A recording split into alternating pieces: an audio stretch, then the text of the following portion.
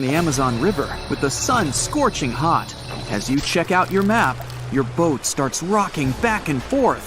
The water is starting to get more intense, so you hang on for dear life. You tuck your map in your pocket and try to take control of your boat. You strike some jagged rocks and duck low to avoid tree branches. Your boat strikes a large rock out of nowhere and capsizes. You're swimming in the murky green water. While you're trying your best to get ashore, your boat gets washed away. Underneath the water lies a whole new world of bizarre and dangerous animals. Candiru fish are snake-like creatures that can grow up to 16 inches long. Arapimus can weigh more than an adult male and are taller than most basketball players. They're the biggest freshwater fish in South America. They have a hybrid gill system that forces them to pop up to the surface every 5 to 15 minutes to breathe in oxygen for their large swim bladder. You swim out of the raging water and dry yourself off. Oh no, your map is completely soaked. There's no way you can get to your destination without it. You venture into the thick rainforest, shoving the branches and leaves away. As you get deeper, you notice something on a tree. It's barely moving, but it's got sharp claws and a raggedy coat. It stretches its arm to another branch and tries to pull itself up, ever so slowly. Sloths sleep more than half their days and only head down from trees once a week. They're so motionless, they sometimes grow algae and moss on their fur. The rainforest gets denser with each step until there's barely any sunlight illuminating the path in front of you. You notice a figure following you. With every branch you step on, you can hear a faint sound right next to you creeping around. You start walking a bit faster, and the sound catches up with you. You make it out of the dense part and tread along a narrow path until you reach a cliff.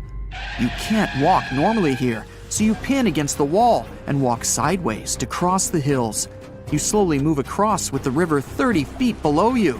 You move your right foot, and some rocks fall into the river. You keep going and misstep. You're about to fall, but you hold on to a large tree branch and pull yourself up. You notice a couple of colorful poison frogs inches away from your fingers. Touching any of these frogs can be extremely dangerous and harmful, despite their amazing color patterns. The golden poison frog is one of the most poisonous animals in the world. One of them hops right next to you, so you let go of the branch and fall back in the river. The river is washing you down until you reach a calm current. Underneath you is a swarm of piranhas swimming with their sharp teeth. The red color on their skin is unmistakable, so you swim off like an Olympic athlete. Piranhas will eat anything that gets in their way, no matter the size. You grip onto a log and climb up a small rock to catch your breath. There's a huge electric eel underneath the rock. Despite their name, they're more related to catfish than eels. They use their powerful 600 volts of electricity to defend themselves and catch food. You're stuck, unless you're like the common basilisk that can run on the water like a jet ski. These incredible lizards have special webbing on their toes and can run the distance of a basketball court. You hop on a bunch of rocks until you reach the land. You continue walking along the riverbank until you come across a moving rock. You rub your eyes and see it moving again. It's a dinosaur-looking turtle that resembles a crocodile with armor. The mata mata is a freshwater turtle that disguises itself with its surroundings to catch prey. Their heads stretch longer than their bodies. You shimmy your way past it and continue. You head back into the rainforest and find a spot to rest. Wait, there are giant ants everywhere. They're the biggest ants in the world and can produce one of the most painful stings out there, even comparable to a wasp's sting. You immediately get up and find another place to rest. As you continue walking along, you notice the same feeling of something following you. You can hear some leaves rustling, but it's getting dark and there's no way of telling. You find a nice little spot to build a campfire and catch some Z's. But in the Amazon, everything is a threat. Except for those cute capybaras wandering around. They live in groups next to water sources. They're also the biggest rodents in the world. You don't need to worry about them if you're stuck in the middle of the Amazon rainforest. Suddenly, you feel something slithering up next to you. You look down and see a massive green anaconda just about to constrict you. They are the heaviest snakes in the world, and can grow up to 20 feet long and have a huge appetite. You get up and sprint your way out of there. All right, you found a decent cave to crash in. It's daytime again, and you're still alive. You continue walking along the rainforest. You were able to find some breakfast to boost your energy for the rest of the day. You spot something on a tree that looks like a branch, but it's actually a potu, a master of disguise that can spend days motionless on broken tree branches. These bizarre birds use those branches as their permanent home, where they lay their eggs and chill all day. You continue your way through the rainforest and see a Brazilian wandering spider crawling on a tree branch right in front of you. 8 of these species can be found in the Amazon area. They are some of the most aggressive and venomous spiders out there. So, you make a big detour and walk away from it. You feel someone walking next to you again, but you still can't figure out what it is. You see a steep cliff with a waterfall hitting a large lake ahead of you. Looks peaceful, until you see a team of black caimans gathering around the shore. They're the biggest predators in the whole Amazon ecosystem and feed on anything that moves. It's a good thing you're on high ground, otherwise, whoa! You slip and fall down the river, right on the deep end. So far, no caimans spotted you. You swim underwater and try to get to the opposite end of where the reptiles are. As you climb out and dry yourself off, you notice some large black spots on you. You try pulling them off, but they've latched on pretty hard. The Amazon giant leech finds its target by tracking movement and shadow. Once they attach themselves to the skin, it's extremely difficult to extract them. The best way to do so is to slide your finger next to its mouth and pull it off slowly. Ugh. You manage to get them off your body and see that the caimans are swimming towards you. You're pinned to the wall with the lake of hungry reptiles approaching.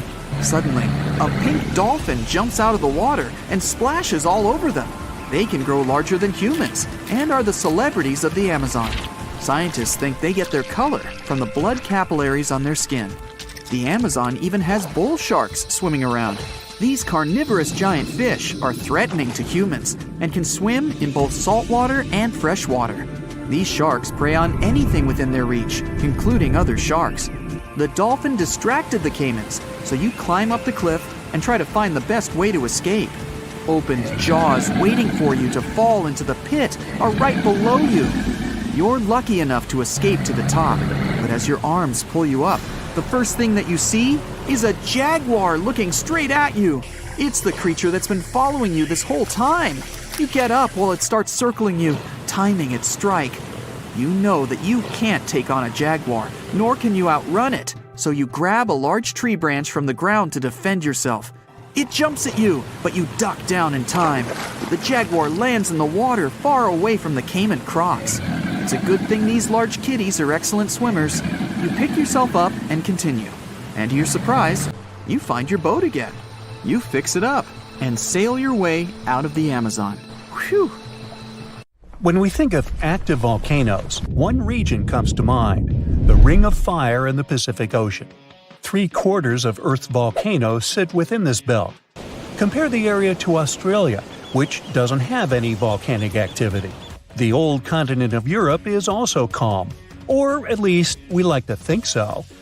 Can you guess what the most active volcano in Europe is? If you thought of Mount Etna on the island of Sicily in Italy, you were right. The volcano has erupted about 200 times and has been far from sleeping in recent decades. The last time this happened was in August 2023. The highest mountain in the Mediterranean is 500 million years old. But in Iceland, there is a much younger volcano. It sprang into action on the 10th of July 2023. In the afternoon, 3 fissures appeared in the ground on a peninsula in the southwest of the island. This was at a base of a small mountain peak. Its name means Little Ram in the local language. The volcano spewed molten lava high into the air. There were also gas plumes in the area. But the scientific community wasn't surprised by the event. They already knew about the volcanic area that stretches between the cities of Reykjavik and Keflavik. Its name is hard to pronounce. Hey, I want to buy a vowel. It had already erupted during the previous 2 summers. This activity came after 8 centuries of dormancy. In the days leading up to the latest eruption, seismologists, the scientists who study earthquakes, recorded over 12,000 tremors. When the ground opened up in July, the fissures were over 1.5 miles long. The following morning, 2 of them closed. All the lava was now coming out of the last fissure. It grew into an elongated cone, the simplest shape of volcano we are all familiar with. The lava soon filled a large crater. It grew almost 100 feet tall during the first week, and it is still growing. On the night when the eruption started, lava spread out in all directions. Its cinders set ablaze the dry moss in the vicinity. Local authorities closed off the surrounding area. There were toxic gases from the volcanoes and smoke from the burning moss. Firefighters flocked to the area. After a week, they proclaimed the area safe. Visitors soon came to witness the birth of Europe's youngest volcano. This form of tourism is quite developed in Iceland. People come from all over the world to watch active volcanoes. The land of fire and ice is home to more than 130 volcanoes. Some 30 of them are active. Now, I know what you're thinking right now. Is volcano tourism safe? In Iceland, it is. The country's authorities research and constantly monitor all of the hotspots. The island is dotted with several dozen seismic stations. These help researchers accurately predict future eruptions, and emergency services are accustomed to these sorts of events. They can quickly cordon off danger zones. This is what happened in 2010. A volcano in the south of the island, the name of which everyone struggled to pronounce, erupted. It spewed out a plume of steam and ash that was 7 miles high. This wasn't a fun time to be an air traveler. Winds carried the enormous plume southeast toward northern Europe. Many countries closed their airspace for several days for safety reasons. The volcano erupted in March, but the Earth was shaking from January the same year, so seismologists knew that an eruption was approaching. When it comes to the continent's youngest volcano, the tourist infrastructure is already there. Visitors can leave their cars at a designated parking lot. Then they go on a 5-hour-long trek. This leads to a viewing deck. Tourists are so close to the epicenter that they can feel the heat haze from the crater. The sight is the most impressive at nighttime. Safety is never a concern. Scientists regularly chart out hazard maps that outline the borders of lava fields. This way, visitors who stick by the rules are never in harm's way. More than a week after the eruption started, a section of the crater collapsed. Lava flowed downhill west of the volcano. This majestic smoldering hot river is slow-moving lava. Scientists categorize it as an AA type. The term is Hawaiian. It describes basaltic lava that has a rough and brittle surface. The flow is composed of broken lava blocks that are called clinkers. They fall off as the substance flows. This reveals red-hot areas. The cooler sections of lava are gray and black in color. When it moves forward, it produces a distinctive sound like shattering glass. Nearly a month after the eruption of the new volcano, we got aerial footage of an interesting phenomenon. A tornado formed directly over the lava flow. This occurs due to the high temperatures in the area. When the conditions are right, a column of heated air can easily turn into a mini tornado. Scientists observed a similar event happen during the 2018 eruption of Mount Kilauea in Hawaii. The lava fields of Europe's second-largest island tell the story of the creation of Iceland. It sits above the place where the North American and Eurasian plates meet each other. Tectonic plates are huge, rocky chunks of Earth's most outer layer. There are roughly 20 of them. They rest on a partially molten layer of rock. All the lava we see on the surface starts its journey here. You could say that these plates float on molten rock. Their boundaries are unstable, so when two plates grind past each other, they release tremendous amounts of energy. The formation of volcanoes is one result. These are places where the molten rock travels upward to the surface. Iceland began to form some 60 million years ago. The tectonic plates under the ocean drifted apart. Enough lava piled up on the surface to create solid ground. This ancient rock is under the waves today. As new lava reaches the surface and cools down, it pushes the old rock away from the center of the island. That's why the oldest parts of Iceland aren't 60 but only 16 million years old.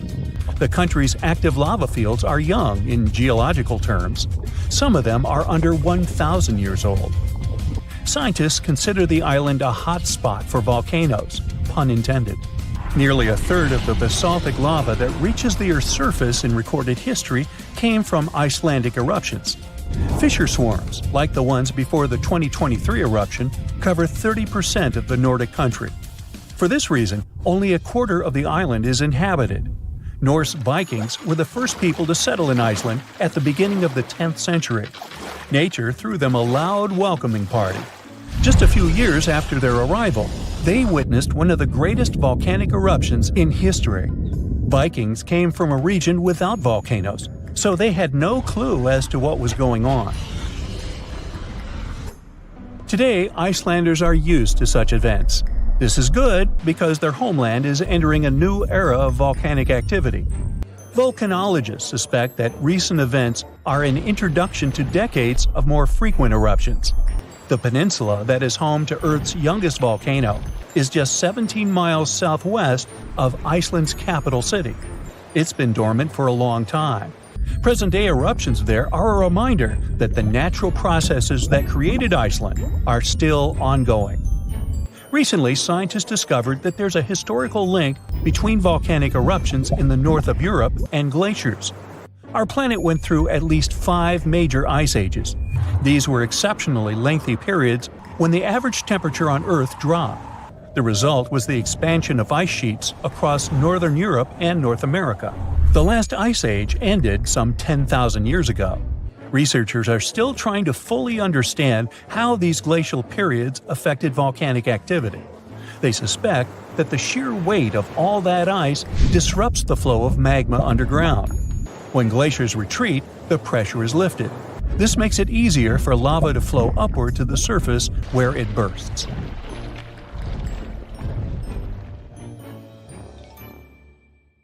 Hey, how do you feel about taking a trip back in time? We're diving into the history of the Amazon forest to unravel the mystery of its lost cities. Grab your bug spray and hop on. The Amazon forest is the world's largest rainforest. The environment there can be extremely challenging for human life. Yet, the legend goes that the Amazon has been home to sprawling settlements rich in unmeasurable wealth. Could that really be true? Or is that none other than a figment of our collective imagination? The legend of El Dorado might be the myth that started this whole thing.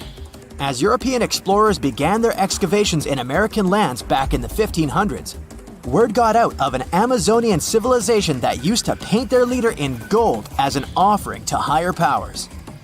The legend of El Hombre Dorado, aka the Golden Man, began to quickly spread around Europe. Explorers got excited at the possibility of finding an infinite amount of gold somewhere deep within the Latin American jungle.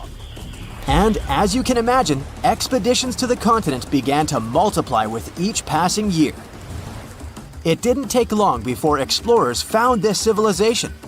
They were known as the Muisca people and were located in Colombia, near Lake Gudavia.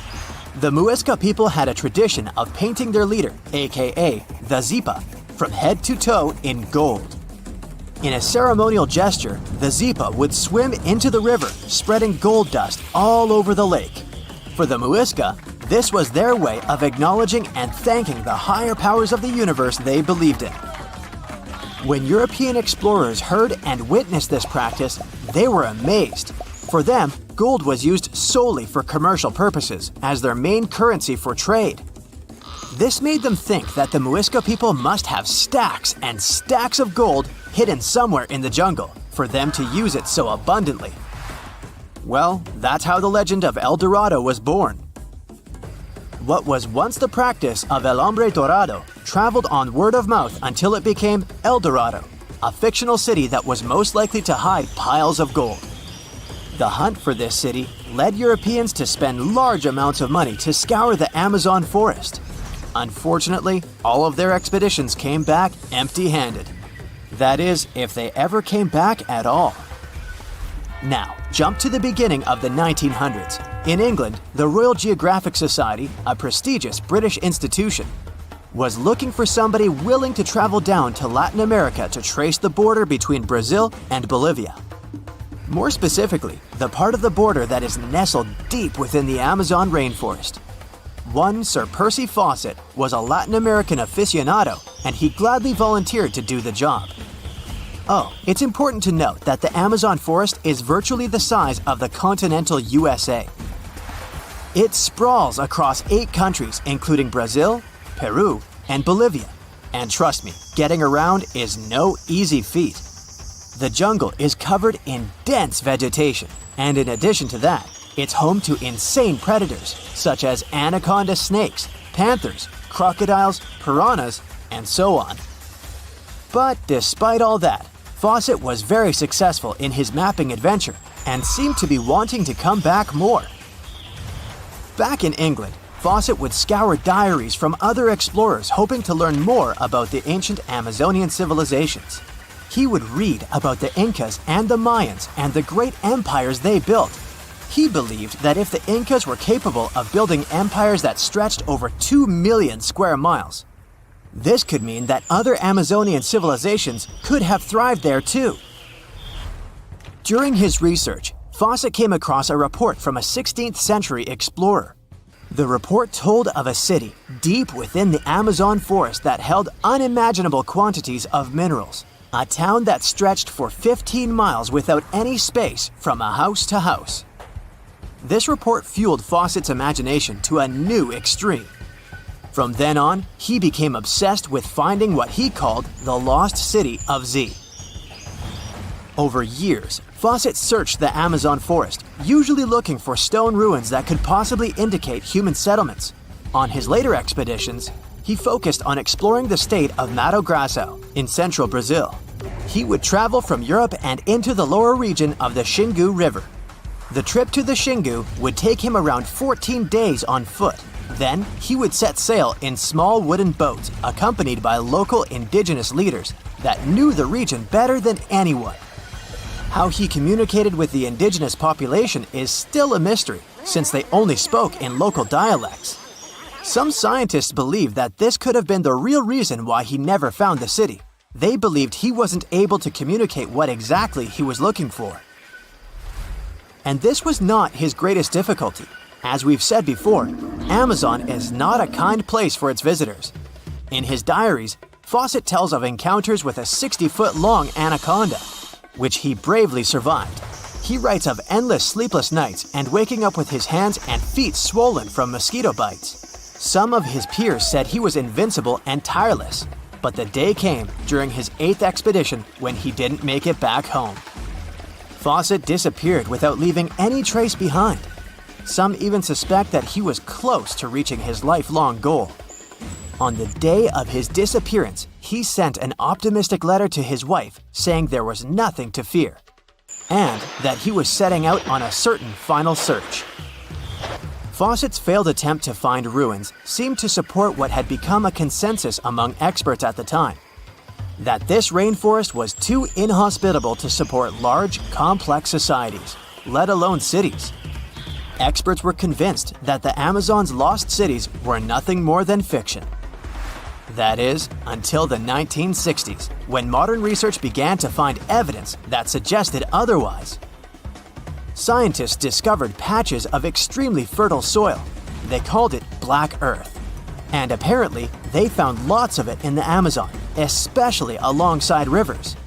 Further research even showed that such soil was created by human waste or the intentional burning of forests, which adds nutrients to the soil below, which could only mean bingo! The discovery of Black Earth was the evidence that large-scale agriculture was possible and probably did exist amidst the Amazon, confirming that settlements could have formed there after all. In the 1990s, along the Xingu River in Brazil, a team of archaeologists from the University of Florida made a remarkable discovery. Working alongside local indigenous people, they found very long ditches. After mapping them, they realized that these ditches were a sign of a big settlement. They were remnants of carefully designed walls centered around a plaza. Some were roads that led to more settlements. In fact, just this part of the Amazon, about the size of New Jersey, was once a network of dozens of settlements that experts believe could have been home to at least 50,000 people between 1250 and 1650 CE. Other discoveries were possible thanks to LiDAR imaging, a type of technology that allows researchers to take satellite pictures of the forest's ground without having to step inside of it. A network of trenches in Acre, Brazil, dates back to 200 to 1200 CE. These suggest settlements that could have supported 60,000 people. Other images from near the Xingu River suggest cities that could have housed about 50 million people. These were the lost cities of the Amazon. Believe it or not, these images suggest that Fawcett was very close to a major discovery. He was looking for the ruins in the right place, but he was looking for the wrong thing. Unlike cities such as Cusco, which used stone as their primary material, Amazonian settlements used wood and earth to build their cities. These materials are highly deteriorating and probably decomposed over time. Finding them required a bit more technology than what Fawcett had available at his time. Lake Michigan is one of the largest and most mysterious freshwater lakes in the United States.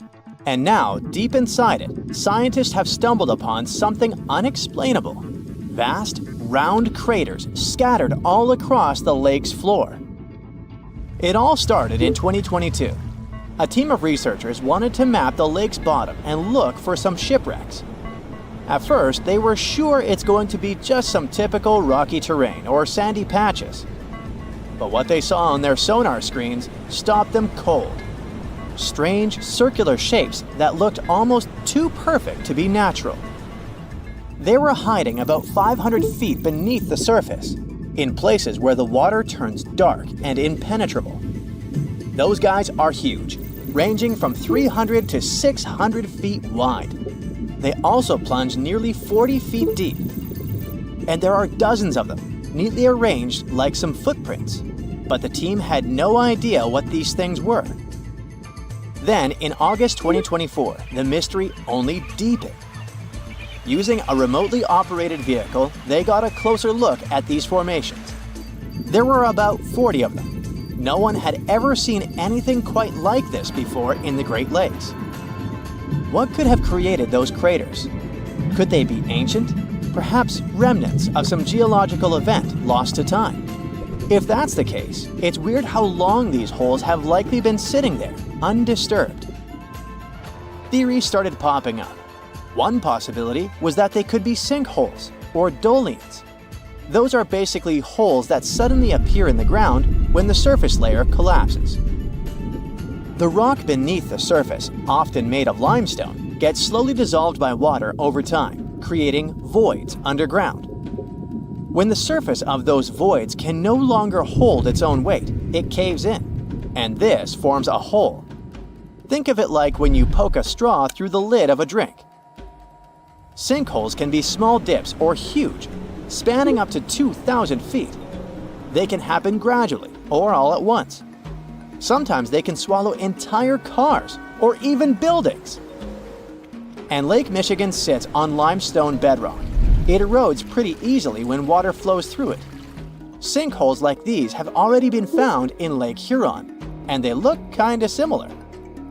But there are some plot holes, no pun intended, with this theory. For example, it's wild how they all would be so huge. It's also weird and pretty rare for sinkholes to occur in a lake bed. They also kinda resemble a straight pattern.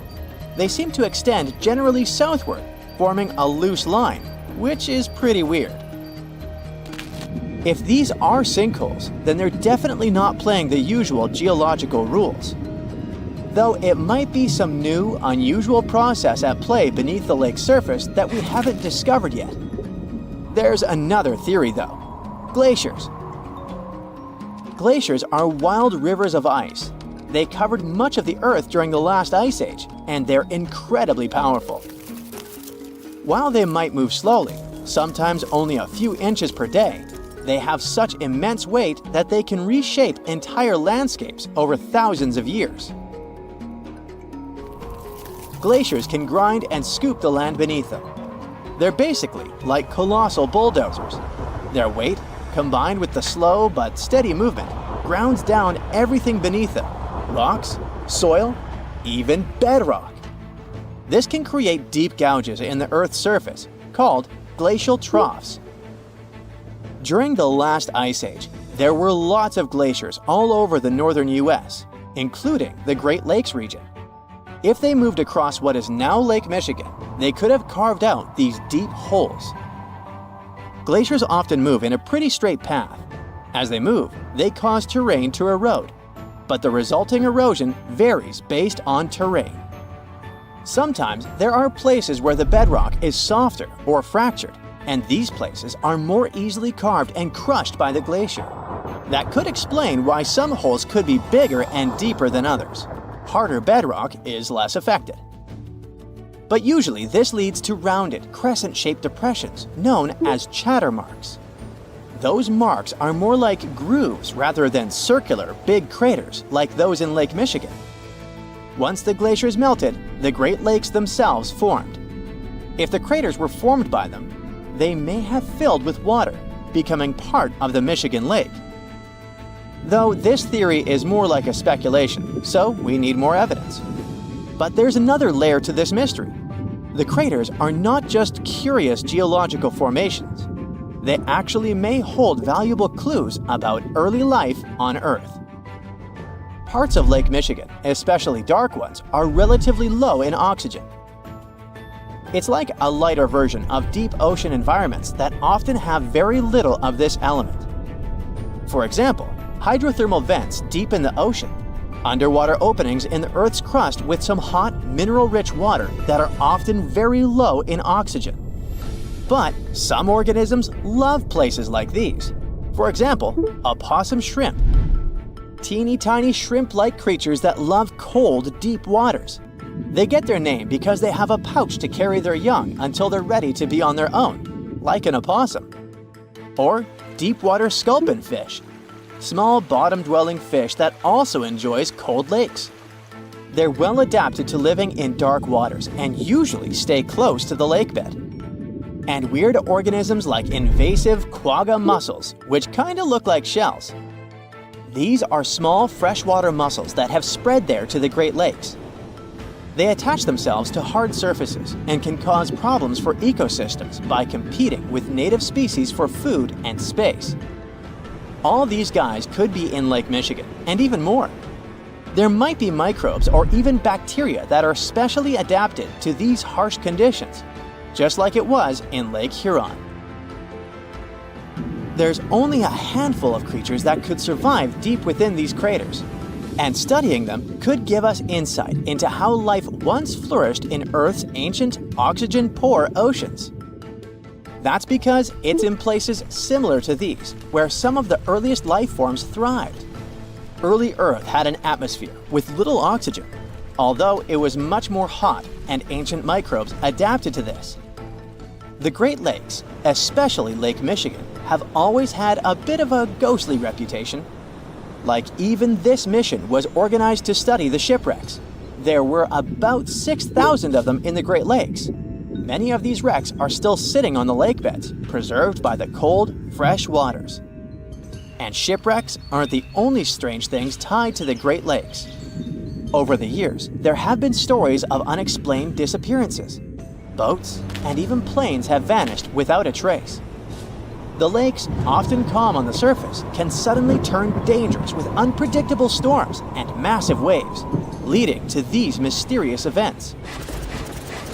Not even mentioning all the creepy stuff people notice there over the centuries, such as ghostly lights above water or bizarre weather patterns like eerie, sudden fogs that seem to appear out of nowhere. In 2007, they even discovered some prehistoric structure that looks like Stonehenge there. Well, it was way smaller, but still. It lay about 40 feet below the surface in the heart of Grand Traverse Bay, and it's speculated to be about 9,000 years old, way older than Stonehenge. Looks like this is a print of those who lived in the area thousands of years ago. These massive stones are arranged in a careful, winding pattern stretching over a mile. They range in size from basketballs to compact cars. But one, in particular, stands out. A boulder 3.5 to 4 feet tall, 5 feet wide. It's etched with the image of a mastodon, a creature that roamed the Earth about 11,000 years ago before it went extinct. It probably sank there during the end of the last ice age we mentioned. This period had reshaped the region. This place is underwater now, but back in the day, it was still dry land. So the stones were probably created by people who lived there, though we're not sure why. Were they used as hunting blinds? Or was it some sort of an ancient calendar? Who knows? Only about 15% of the Great Lakes floors have been explored. Now, scientists are gearing up for a deeper dive into this mystery, both literally and figuratively. They want to analyze the lake beds surrounding the craters, hoping that maybe something in the environment around them might have caused them to appear. They have initiatives like Lakebed 2030. These missions should map the entire underwater landscape. This would help us learn tons of interesting stuff about Lake Michigan and our planet's past. Who knows what other secrets these dark waters hide? It's the first day of your long-awaited trip to the Amazon forest. You flew all the way to South America. More specifically, you landed in the city of Manaus. It's the heart of the Brazilian Amazon. So far, you've traveled by air, car, and now water. You are on a tiny boat, moving through the dark waters of the Amazon River. Yes, the river is also called the Amazon. And just FYI, it's the second longest river in the world. It loses only to the Nile River in Egypt. The Amazon sprawls for an impressive 2,700 square miles, beginning in Peru and ending only when it meets the Atlantic Ocean off the coast of Brazil. To get a closer look at the forest, you decide to start by exploring it by boat. First up, you watch some piranha fishing. You can even try to catch one yourself if you like. As you may know, piranhas are carnivorous fish that inhabit the Amazon River, so it might not be your best option to go swimming in these waters. One of the most emblematic species of alligators present in the Amazon River basin is the broad-snouted caiman. It looks pretty much like a regular alligator, except for the fact that it has a yellow chin. Your guide leaves the boat and searches the water to show you a caiman up close.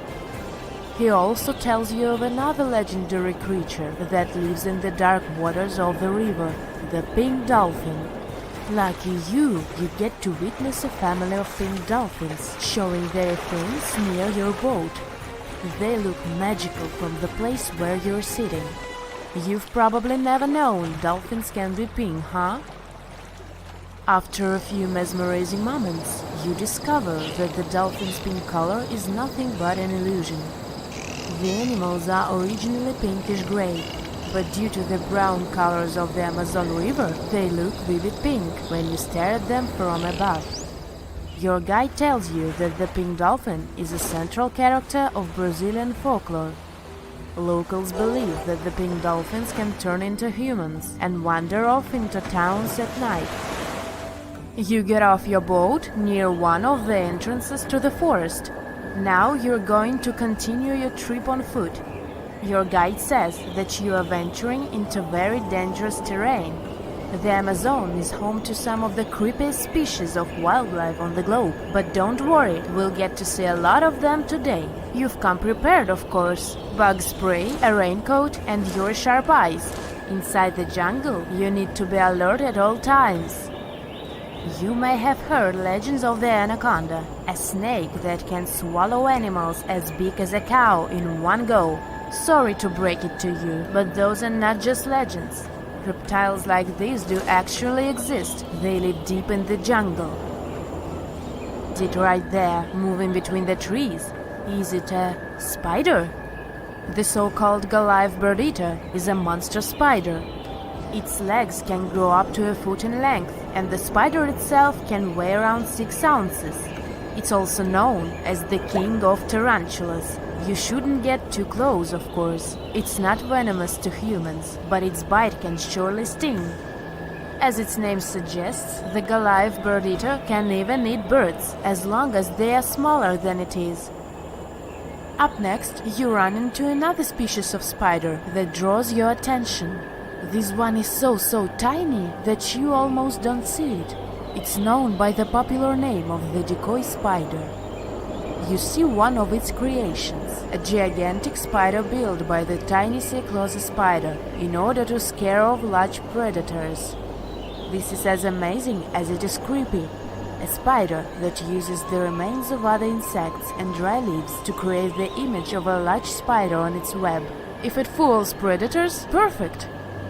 But to us humans, this work of art looks almost endearing. Who knew there were artists in the arachnid world? Near a small lake, you witness a unique scene.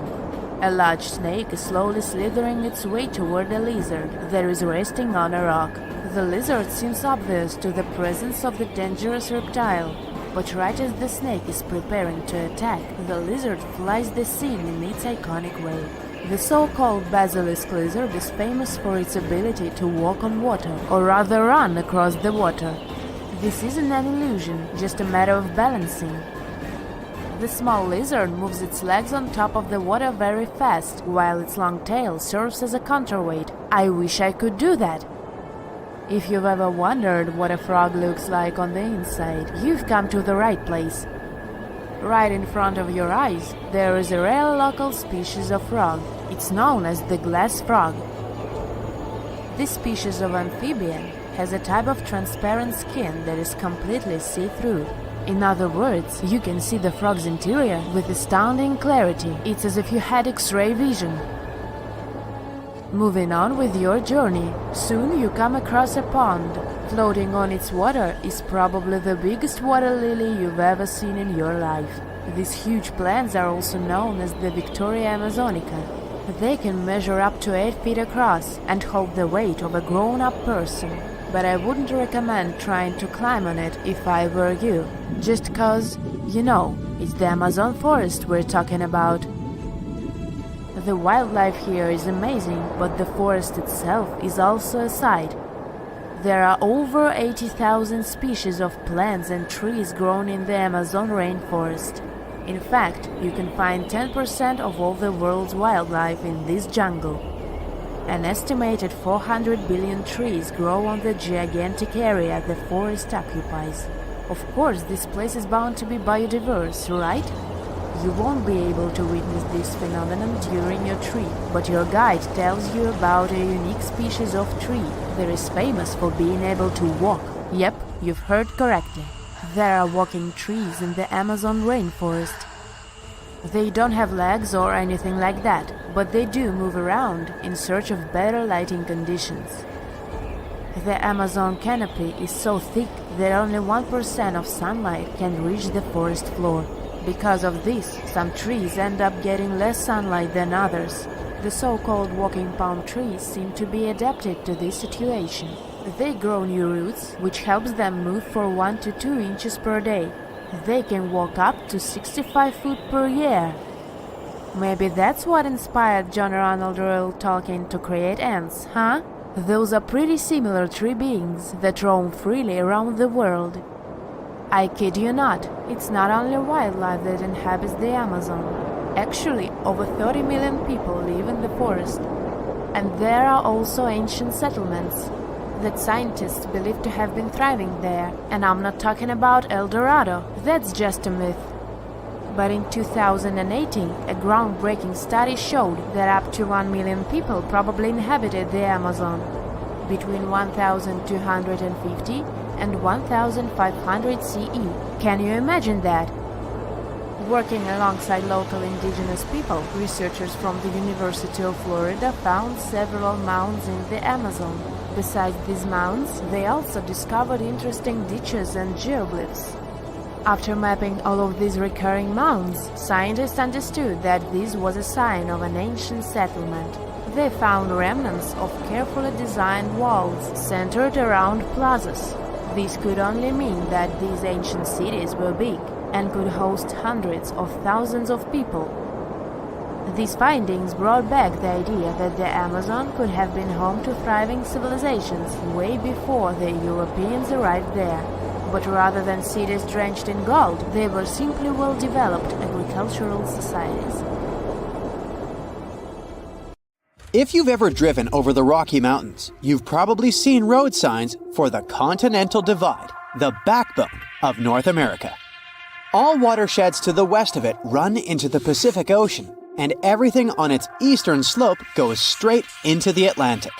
There's just one creek in Wyoming that couldn't choose one side and drains into both oceans at the same time.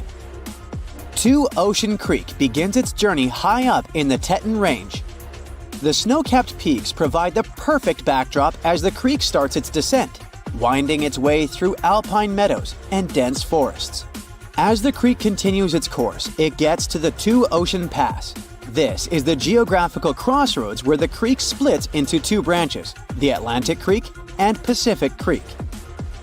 The Pacific Creek goes westward and becomes part of the larger Snake River watershed, bringing its waters to the Snake River, which eventually merges with the Columbia River and, finally, reaches the Pacific Ocean.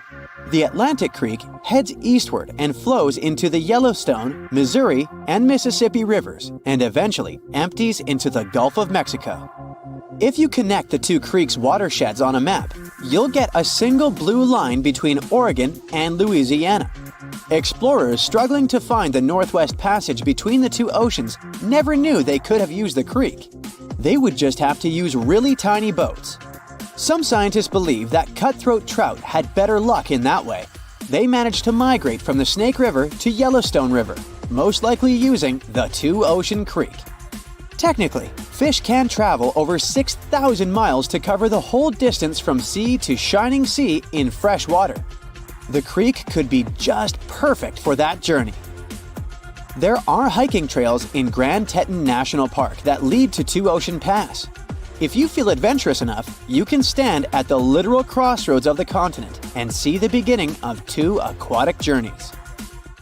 Lonar Lake in India popped up literally out of nowhere around 52,000 years ago. Newer data says it could be much older, probably over 500,000 years. At first, scientists were sure that the lake was in an ancient crater of a long-extinct volcano.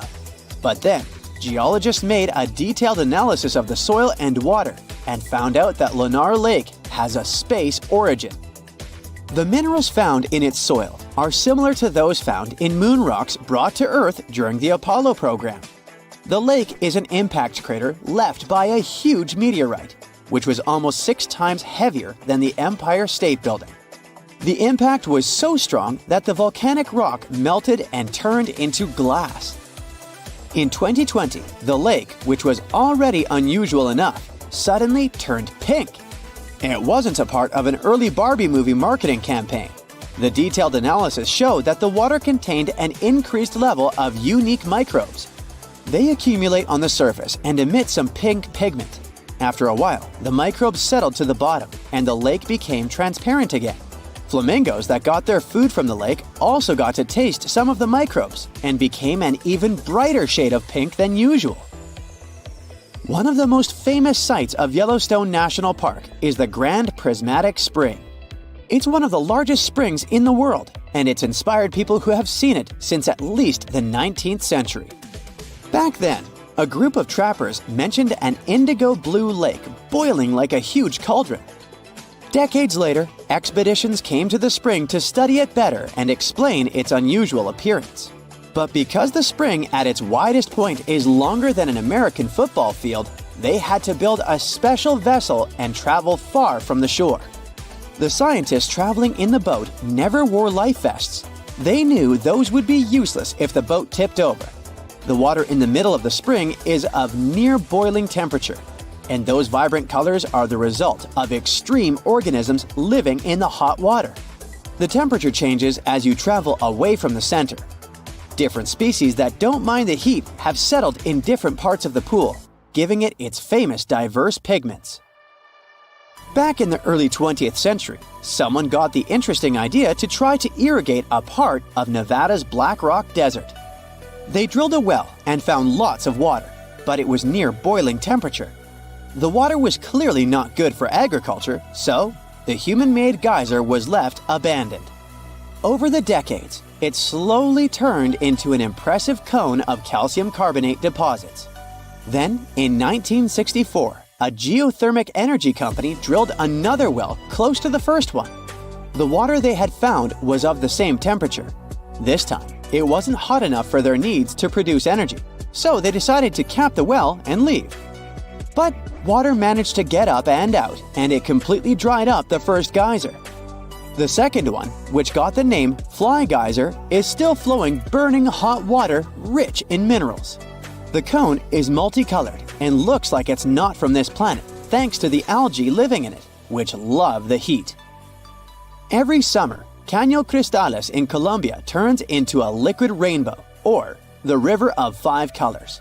At this time, and until the end of fall, the conditions are just right for the riverbed to turn bright red, yellow, green, blue, and black. We owe this beauty to certain aquatic plants growing in the river, a special type of riverweed. During the wet season, the river moves fast and the sun cannot get to these plants. During the dry season, there isn't enough water to feed them, so the time in between the seasons has the perfect conditions for this colorful show. It doesn't happen anywhere else in the world. At some point, the number of tourists who wanted to see it became so huge that scientists got concerned it could be bad for this hotspot of biodiversity. The area is home to rare species of animals, birds, and plants. Now, there are ecotourism trails and strict opening hours. In August 2014, a man in Tunisia was going back home from the north after doing his business. It was a hot summer evening, and he was dreaming about water, when suddenly, it popped up right in front of him. There was a whole lake in the middle of the desert, and the man was pretty sure it hadn't been there several days before. The new body of water got the nickname Mysterious Lake, and actually became a great mystery. Hundreds of people came here to swim in the clear, cool water. The lake became a popular place, but a few days later, the water turned dark green. The locals didn't care about this and continued to bathe in the lake. But when scientists and geologists arrived at the place, they announced that the water was dangerous to swim in. The lake was stagnating. It didn't refresh itself from underground streams, and the rains didn't feed it either. That's why the water became moldy and dirty. The lake contained algae and a lot of harmful bacteria dangerous to the human body. Scientists also found out that the land in this region had phosphate deposits. This substance can decay. But even that didn't stop people from bathing in the lake in the middle of the desert. How it got there remains a mystery. Some experts think that heavy rains have filled a hole in the ground with water. Another, more popular theory says that an earthquake had formed the lake. The seismic activity must have torn the Earth's crust above the water table, and then underground springs had filled the crevice. So, in theory, the lake could drain back out one day, just as suddenly as it had appeared. Imagine you're driving across a bridge to visit a friend. The next day, you get in your car to go back, but there is no longer a river under the bridge you drove across yesterday. Believe it or not, this is exactly what happened to people in the south of Honduras when Category 5 Hurricane Mitch hit in October 1998. Choluteca Bridge, which the local authorities reconstructed earlier that year, was left in the dry, as the river now flowed around it, not under it. The structure soon became famous online as the Bridge to Nowhere. This waterway shifted its course overnight, but it normally happens over longer spans of time. A river will stop flowing straight when there is even the tiniest change in the landscape around it. Even something as tiny as a mouse can weaken a riverbank. Imagine a family of mice decides to start a home somewhere by the river and digs a cozy hole. Over time, water gets inside this hole and starts washing away any loose soil. Give it a couple of centuries, and the river will now have a bend in this place. And if you're worried about the mice family, don't be, because they moved out a long time before the water flooded their home. Things happen even faster for small streams because, well, their beds are also smaller. The current breaks down stones, the ground takes them in, and voila, a riverbed or bottom is formed. The current is the strongest in the middle of the waterway, and its power directly shapes the riverbed. The water flowing through rivers is full of soil and other particles. All this stuff goes from the spring into the mouth of a river and into Earth's oceans. In some cases, these particles build up at some point, and that's how new beaches, probably including your favorite, are born from fine-grained sand. On the other side of the river, the flow of water is much faster, so this fast-moving current literally slams against the next bank. Then, the process of erosion starts all over again. River erosion is what happens when the flowing water takes away soil. And I have to tell you, things go super fast there. That water is so energetic, it can even carve into rocks, creating a canyon. If the riverbanks consist of loose material, such as humus, that's the soil you plant a flower in, then it is easier for the flowing water to erode it. Rivers in the plains are often wide and slow because there's little resistance from the ground around them. So you don't have to worry about waves tipping over your boat on a flatland river. In the mountains, streams quickly wash away all the surface soil and gravel, revealing the bedrock beneath them. It's tightly bound, so mountain streams are literally set in stone, as they cannot wash away this bedrock. So we have erosion to blame for waterways changing their course, and also mountains and hills. When a stream reaches a mountain or simply a rock, it has two choices: to flow around it or carve its way through it.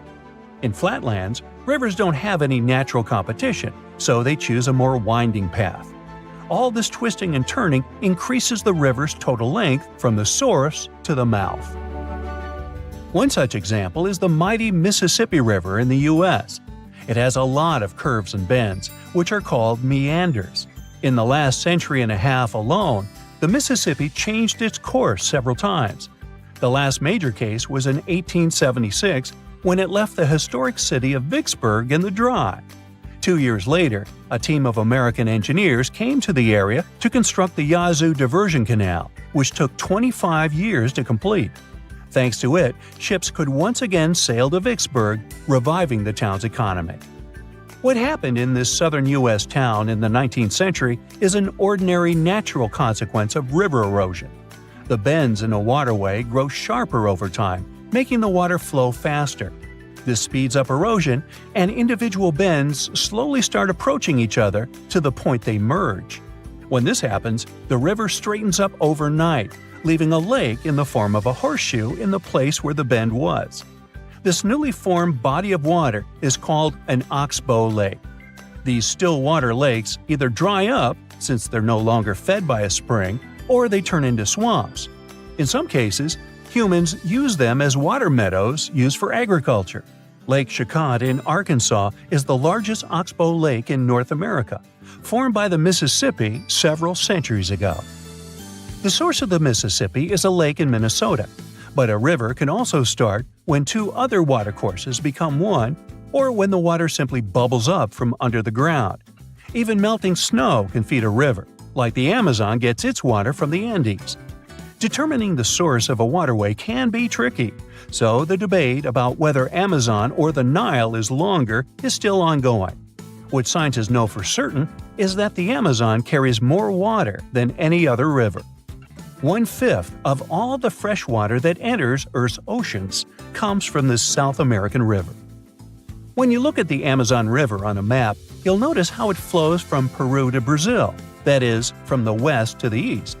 This direction might seem odd when you compare it to the Mississippi, which flows to the south on the map. It's so confusing because you probably know rivers flow down, affected by gravity, but down doesn't automatically mean south. Running water will try to find the easiest route down, so there are no rules in terms of cardinal directions. The Nile River is the best example of this, as it actually flows north into the Mediterranean Sea. Northern Egypt, where all those pyramids are located, is on lower ground than Sudan, where the Nile is formed when the Blue Nile and the White Nile merge. Ub in northern Asia and the Mackenzie River in Canada both flow northwest, while the Yellow River in East Asia flows in the same direction as Amazon, to the east into the Pacific Ocean. These major rivers are some of the best examples that a stream doesn't have to flow from the north to the south. Gravity is the only important factor that determines which way a stream will flow, as running water is all the time pulled downwards. The flow of water is faster on steeper slopes.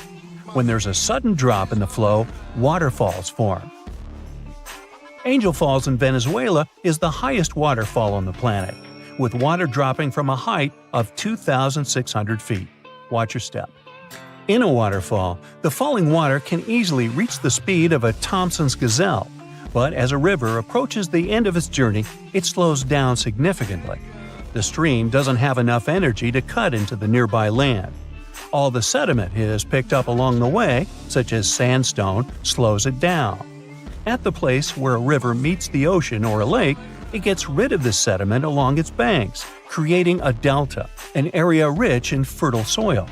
The Ganges in India has the biggest delta in the world, several hundred miles wide and visible from space. The Amazon, on the other side, doesn't have a true delta because the strong currents of the Atlantic Ocean wash away everything the torrent brings. The deepest section of the riverbed that runs along its middle is called a channel. This is where the current is the strongest, so ships travel on top of these channels. When engineers want to expand a waterway, they simply dig a deeper channel and voila, larger ships can now pass. This is just one way humans alter watercourses. We often strengthen the banks of a river to prevent erosion or build dams that stop or divert the flow of water.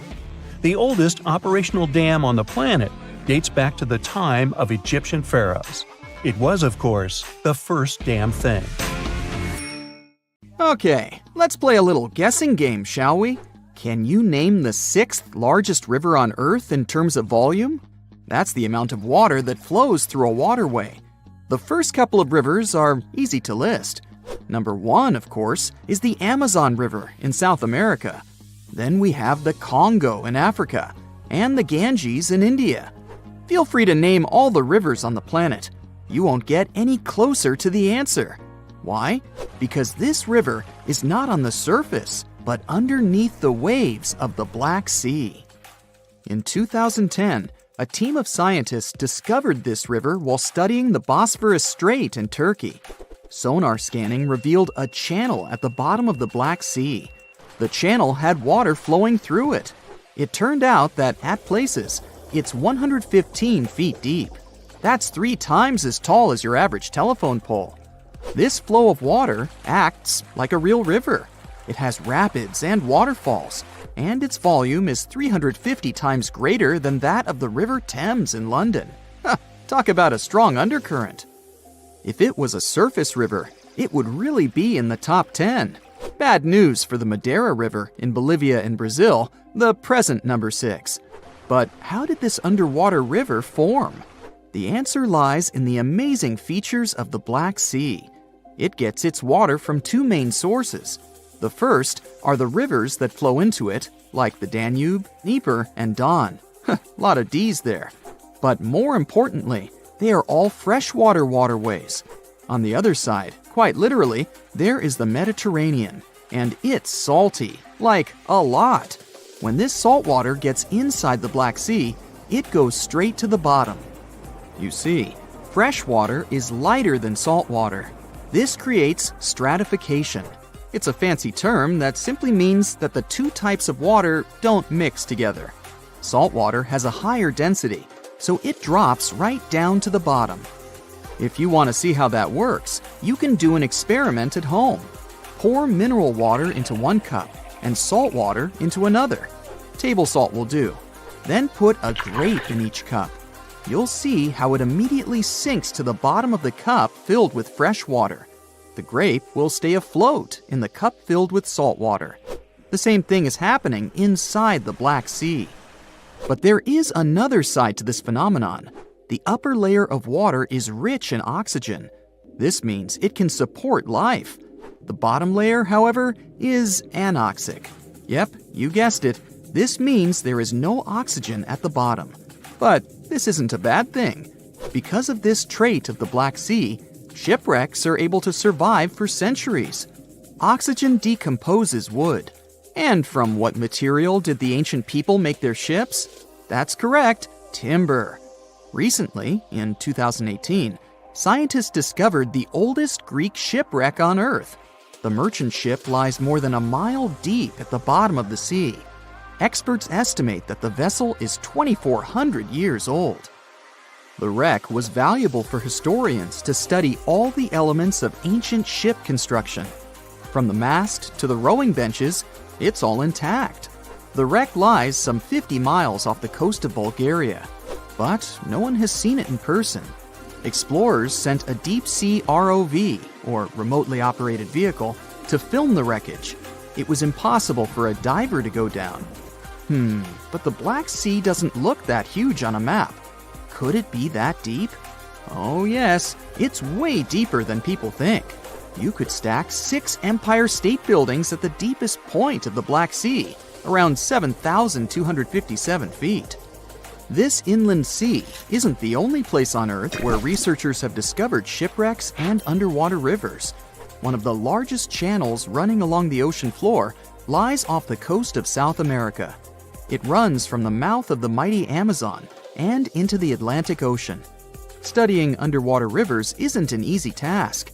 The depth and the strong currents make it impossible to send in divers. Even the equipment for underwater research has to be sturdy. Otherwise, the current will just wash it away. That's why the underwater river in the Black Sea was ideal for scientists to explore. Earth's oceans and seas are powerful. But, lucky for us, there are places where divers can admire underwater rivers. Ever heard of a cenote? Sounds Spanish. Well, that's because it is. Cenotes are underground caves. They form after the limestone above collapses, revealing the groundwater under them. The term cenote is associated with the Yucatan Peninsula in Mexico. Ancient Maya used them as water sources. In the Mayan language, the word cenote meant sacred well. Researchers estimate there are some 10,000 cenotes spread across the Yucatan Peninsula. You can also find them in other places, such as Cuba and Australia. Beauty is in the eye of the beholder, but unofficially, the most beautiful cenote is located just south of the town of Tulum in Mexico. The name reflects the cave's divine beauty, Cenote Angelita. But people don't visit this cenote to go swimming. Its bottom is much more interesting. A scuba tank is all you need to finally admire an underwater river firsthand. The waters are dark and foggy, so divers use powerful flashlights. After a 100-foot dive, a marvelous sight appears. An underwater river with trees along its banks. Some of them even have green leaves, just like any other water flow on dry land. But it's not really a river. Here comes the fascinating part. Remember how saltwater and freshwater don't mix? Well, the river the divers see is actually a thick layer of fog between the two types of water. 3 feet of hydrogen sulfates to be exact. This is the compound that water processing plants use to remove chlorine from drinking water. The substance is so heavy that the fog it produces moves independently from the surrounding water, and it creates an illusion that a river is flowing underwater. But there are other real rivers that play tricks on you. Take, for example, the Mystery River in Indiana. It's the longest underground river in the United States. Explorers discovered the river and its cave system, Blue Spring Caverns, in the 19th century. Nearly 3 miles of the river are navigable. Isn't that impressive? You can book a boat tour on a river that you can't even see.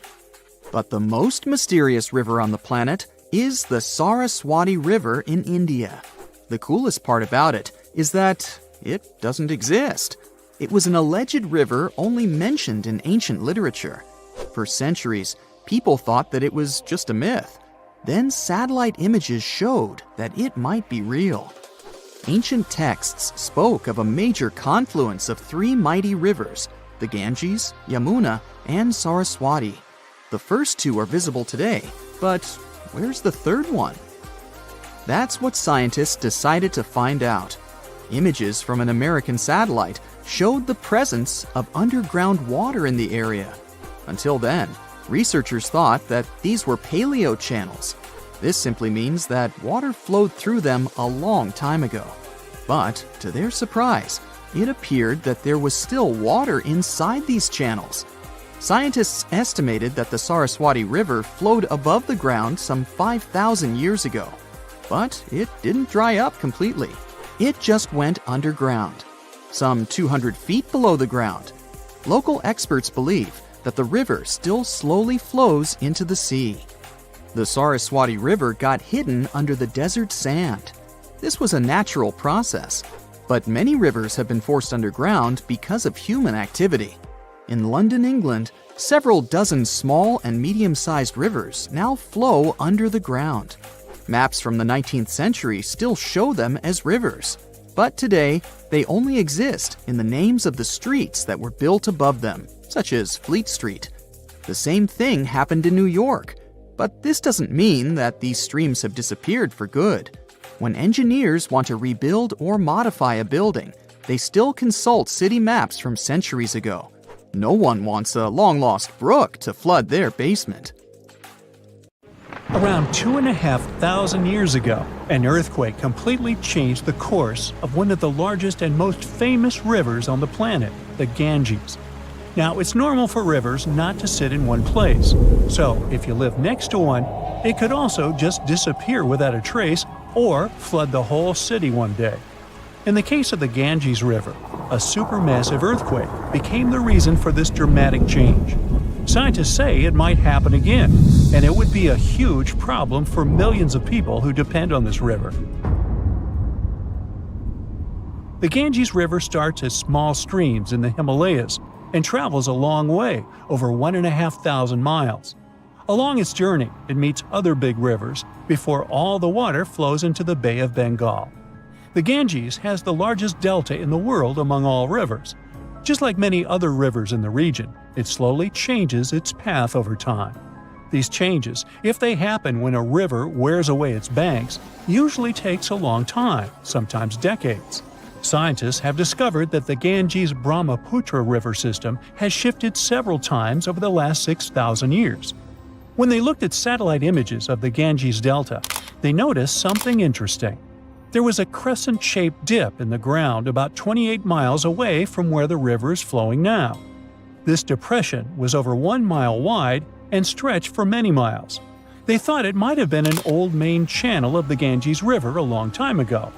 In 2018, the team decided to visit the area to check it out for themselves and take samples to learn more about it. While driving back home, they noticed a pit where someone was digging dirt to create a pond. The next day, they planned to fill it with water, but the researchers spotted something strange in the dirt. There were vertical bands of light-colored sand mixed into the darker mud. These special layers are clues from the past. They show that an ancient earthquake made sand and water shoot up from below the ground and created sand volcanoes that were trapped in time. The scientists studied the sand and mud and figured out that these earthquakes happened around 2,500 years ago and were strong, with magnitudes of 7 to 8. The epicenter was over 110 miles away from the main stem of the river, but it was powerful enough to displace it. It could have affected around 140 million people.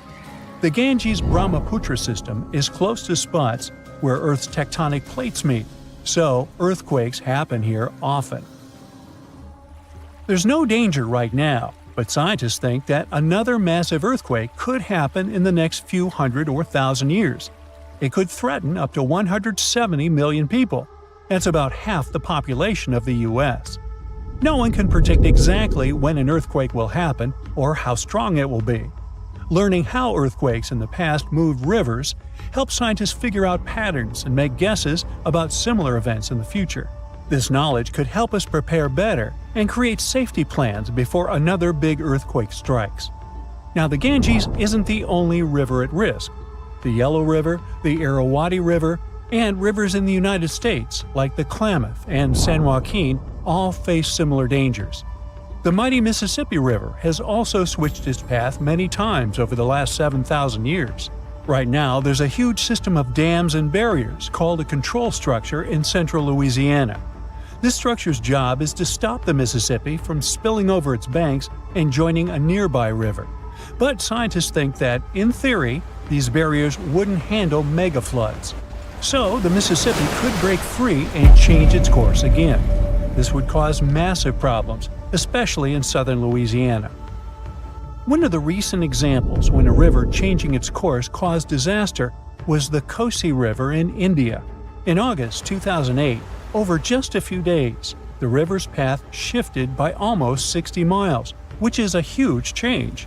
Floods happen in some parts of the state rather often, but they hadn't seen such strong ones in over 50 years. They affected around 1,000 villages and 3 million people, and about 1 million people had to be evacuated to safety. Since many of these people hadn't faced floods in so long, they weren't ready to handle it quickly. It caused even more damage to their homes and lives. Scientists have been trying for decades to figure out what exactly makes rivers suddenly change their course. A new study explains that two things work together to make a river to do it. This process is called evulsion. First, there's the setup, which is like building up tension before something big happens. Over time, sediment, sand, dirt, and other stuff carried by the river gets deposited in certain places.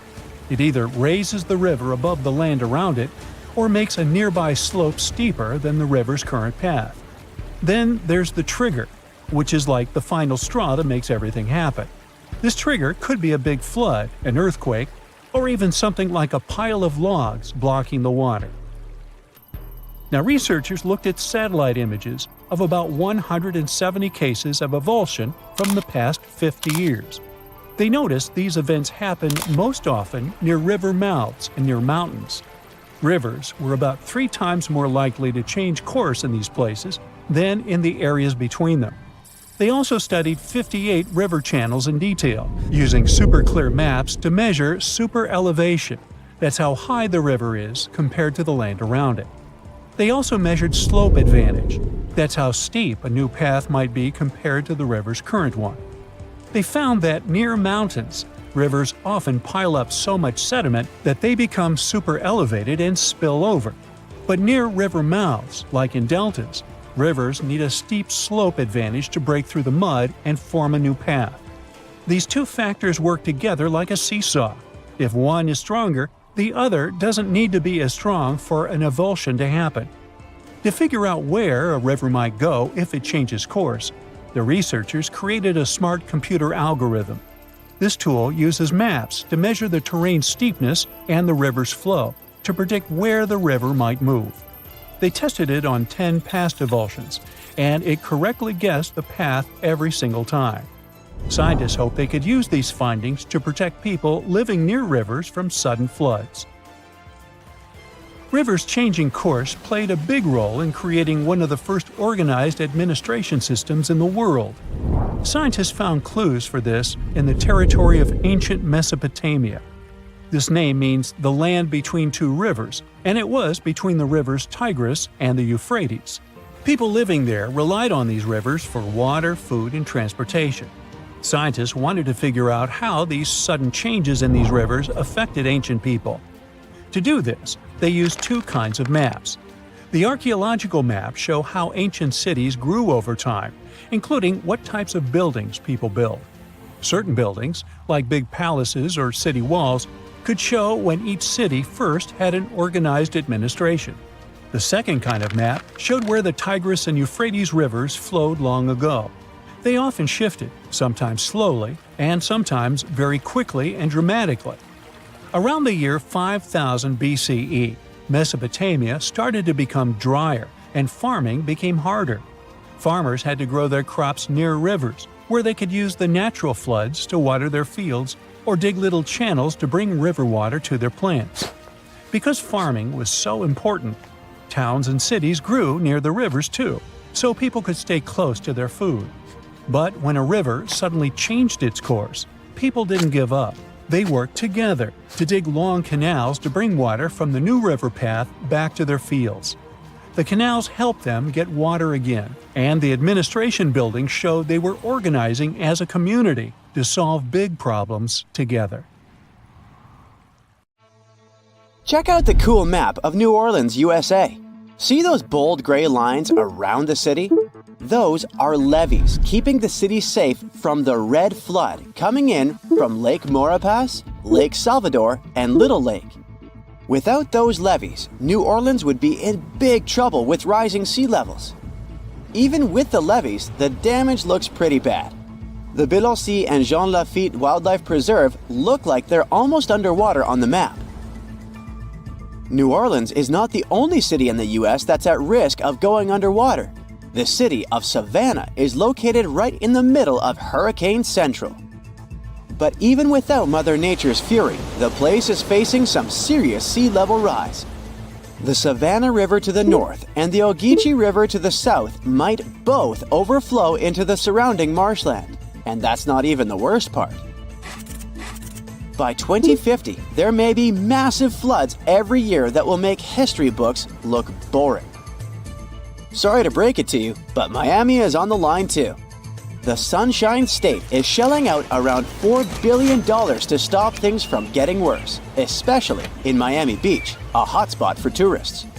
As of now, over 1,200 houses are at risk of flooding. The Big Apple is also getting hit with more and more crazy floods. In November 2021, they even had their first ever flash flood emergency. But still, the city is not ready for it at all. Even the Statue of Liberty, one of the most famous spots in NYC, got messed up in Hurricane Sandy. Now with sea levels rising, Lady Liberty is in danger once again. Tabasco, Mexico is no stranger to flooding, thanks to its coastal location on the Gulf of Mexico.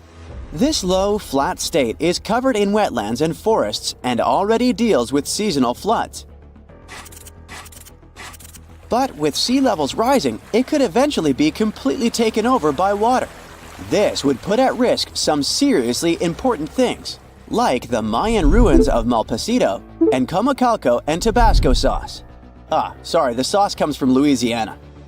Jokes aside, it's not just Tabasco. Parts of the Yucatan Peninsula and Baja California are also at risk from rising sea levels. Panama City is also in trouble. Apparently, the super trendy Casco Viejo and the swanky Costa del Este hood might get submerged in 2050, when Pedro Arias de Avila first founded it. Fun fact, it was the first European settlement on the Pacific coast. The 17th and 18th century forts on the Caribbean side are also in danger. According to Climate Central, they might get washed away by rising sea levels. Even UNESCO has had them on its risk list since 2012. Some more sad news. The Bahamas is going to be hit hard by rising sea levels. I mean, Hurricane Dorian was already a huge bummer in 2019. And now, they're saying most of Grand Bahama, Nassau, Abaco, and Spanish Wells could go underwater by 2050 due to various reasons. Amsterdam. The Netherlands is one of the Low Countries for a reason. The city and its buddies Rotterdam and Den Haag sit low and close to the North Sea. You gotta hand it to the Dutch though. They know how to handle the water and keep it at bay with high-tech flood defenses. With sea levels constantly on the rise, it looks like their impressive system of dikes, dams, barriers, levees, and floodgates is going to get even more crucial in the future. Still, despite all the effort, some experts are afraid that the Venice of the North might go underwater by 2030. Well, this one is not something you would expect, but still. Venice is sinking by 2 millimeters every year, and the sea levels are rising. This means that the city is getting flooded more often, and it's only going to get worse because of climate change. Just like New Orleans, Venice has a flood defense system, but as the crisis gets worse, it's going to be harder and more expensive to keep it going. Even worse, beautiful St. Mark's Basilica has already been hit hard by flooding. They tried to introduce a flood barrier system, but even that didn't work out perfectly. In 2020, the flood barrier was not used and St. Mark's Square got majorly damaged. Looks like even when we try to prevent the effects of climate change, things don't always go according to plan. In London, rising sea levels are causing more flooding along the Thames estuary, and it's not looking good. Areas along the River Thames are especially at risk, putting iconic buildings like the Tower of London and the House of Parliament, as well as cultural hotspots like the Tate Modern and Shakespeare's Globe in jeopardy. And the British Museum? It has so much precious stuff, even Gollum would be jealous. We just can't let it go underwater. During your next Euro trip, make sure to add Bruges in Belgium to your list. Chances are you won't see it if you skip it this time. The thing is, it's also in danger of getting flooded. Bruges is now a UNESCO World Heritage Site, so we really hope they can protect it from any potential floods. Plus, it has a lot of nice local specialties we don't want to lose. You may not know it, but Andalusia in Spain is home to Western Europe's oldest city, Cadiz. It's been around for over 3,000 years thanks to the Phoenicians. But unfortunately, climate change is putting it at risk. Rising sea levels might flood the city's cobbled stone center, beautiful tree-lined plazas, and historic sea fortifications. And it's not just Cadiz. Parts of Andalusia are in danger of flooding too. Well, seems like one more destination must be added to your bucket list. Ho Chi Minh City, and especially its eastern marshy districts, are at risk, just like all the other places mentioned before. And it looks like the whole city is going to have a tough time with the Mekong Delta. While the main part of the city probably won't be completely submerged by 2030, flooding and storms are definitely going to become a big problem. So, it turns out that Bangkok might be in some hot water due to global warming. Literally, a 2020 study says that Bangkok could be one of the cities most dramatically affected by rising sea levels. It's sitting pretty low at just 5 feet above sea level. And to make things even more interesting, it's sinking at a speedy rate of an inch per year. And the cherry on top? The soil it's built on is super dense clay, which means it's basically a flood magnet. By 2030, parts of Bangkok, including the main airport, might have to get used to living underwater. The next city at risk is Kolkata, India. The fertile land in West Bengal has been a major key to their success for ages, but now it's causing some big worries in Kolkata and the surrounding areas. Just like Ho Chi Minh City, they could have some serious problems with all that rain during monsoon season. And the map of what could happen in 2100 is pretty scary stuff. The next destination is Shanghai, China. It's literally translated as the city on the sea, but it might actually end up under the sea. Climate control data is flashing red warning lights for this megacity, making it one of China's most at-risk cities. The Yangtze Delta, where Shanghai sits, and the Pearl River Delta, home to the Guangzhou, are both in hot water too, with lots of people living on low-lying land that might get flooded. The Maldives, a luxurious group of islands, already get flooded every year. Experts think they might lose 80 or even more % of their islands in the next 30 years. The Maldivian authorities aren't taking any chances though. They're already making plans to buy land in other countries, just in case they need to relocate the whole population. Let's talk about some deep stuff, shall we? A scientist spent 100 days below the surface of the Atlantic Ocean. Dr. Joseph Duturi, or Dr. Deep Sea as he likes to call himself, was living underwater as part of Project Neptune 100. After 74 days of the mission, he officially set a new Guinness World Record for the longest time living in an underwater fixed habitat. But he didn't leave the experiment and stayed the planned 14 weeks. You can test yourself and stay in the exact same place where Duturi lived. It's called Jules Undersea Lodge, after Jules Verne, author of 20,000 Leagues Under the Sea. The idea of Project Neptune 100 is to study how pressure affects humans, both physiologically and psychologically. Dr. Deep Sea, who's a biomedical engineer and associate professor at the University of South Florida, stayed so long underwater to see if increased pressure can help humans live longer and prevent health problems that come with old age. From day one of the mission, Dituri actively shared what was going on social media. He mentioned that another important goal for him was to inspire scientists from different generations to study life undersea. It was quite different from living on a submarine. Subs are sealed when they go underwater and have sea level pressure, so people on it don't feel an enormous difference in pressure, even deep down. Dituri's underwater home didn't have any solid hatches or airlocks between the ocean and the living space. It was like a glass of water turned upside down and pushed into a sink full of water. There was still a pocket of air at the top of the living space and a pool of water on the floor of one room coming from the ocean. So the air inside the lodge was squeezed by the ocean's weight and was about twice higher than on land. There isn't much research on what happens when we're exposed to hyperbaric pressure for a long time. There's only some data from submariners. Even after just 2 months under the sea, they had disturbed sleep patterns and problems with the levels of certain hormones that had to do with sleep. They also lost bone and muscle mass. Our bodies are built for sea level conditions, but as pressure mounts, hydrogen sneaks into our bloodstream, causing chaos. Between 30 and 100 feet down, you might feel some euphoria, but dive deeper and you'll feel like you've hit the bar too hard. Scientists think it has something to do with messed up signals between neurons in our brains. Luckily for Dituri, he was only staying 30 feet deep, so it wasn't an issue.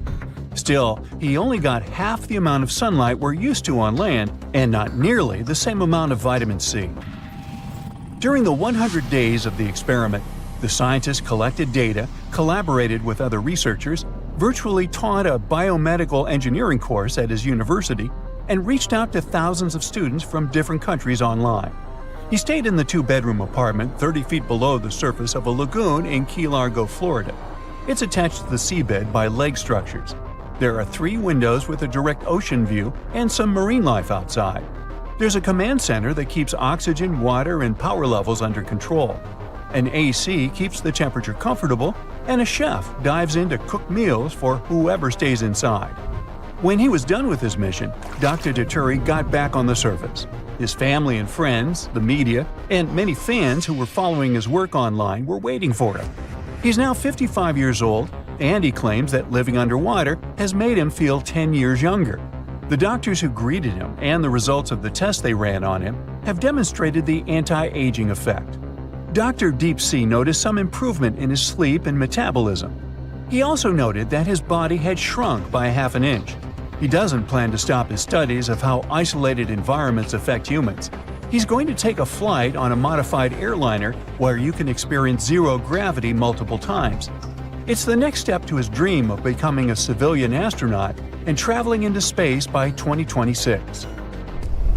Meanwhile, Tim Yarrow in South Africa went even further and spent an impressive 10 days in the water inside a tank at a shopping mall. He broke a world record, but his goal was just to find out what would happen to him. At the end of the experiment, his hands looked absolutely terrible.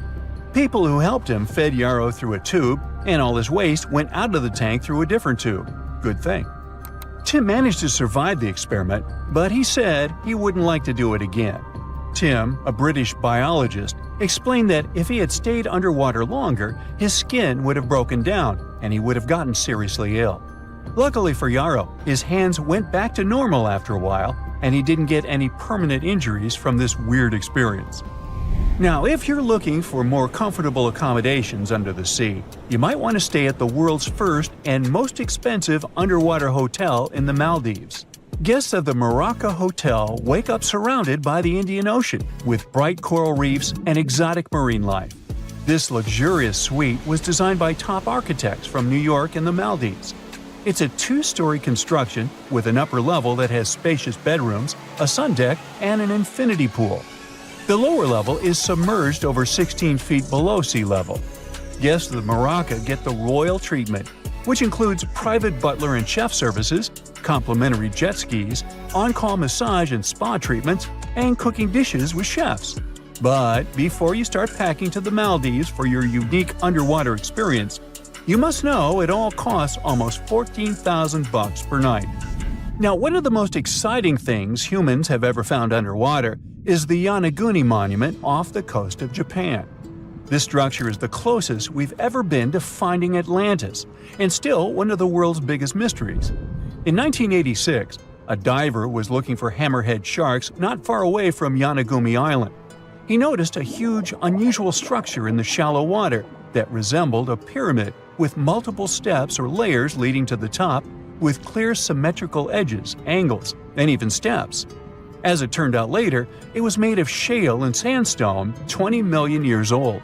No one knows how the construction got there in the first place, but one researcher is sure that humans built it 10,000 years ago and was part of the lost continent of Mu. This mythical continent, something like the Atlantis of the Pacific, was destroyed by a huge earthquake or hurricane and went under the sea. Its survivors moved across the earth and found civilizations, including the ancient Egyptians and Maya. Academics often say this theory is nothing but a fairy tale, but the scientist who proposed it says only humans could have carved such straight lines, sharp corners, steps, avenues, and even statues that look like animals. Since earthquakes happen so often in Japan, the construction could have gone from the ground into the sea. The more widely accepted theory is that the monument is a work of nature. It explains the amazing symmetry with well-defined parallel bedding planes along which the layers easily separate. You can find similar 90-degree angles occurring in sandstone when erosion takes place. The area's naturally strong currents could also have shaped it. It's possible that over thousands of years, major tectonic activity could have fractured the sandstone into geometric patterns. During the Miocene period, tectonic activity collected vast amounts of sandstone in the area.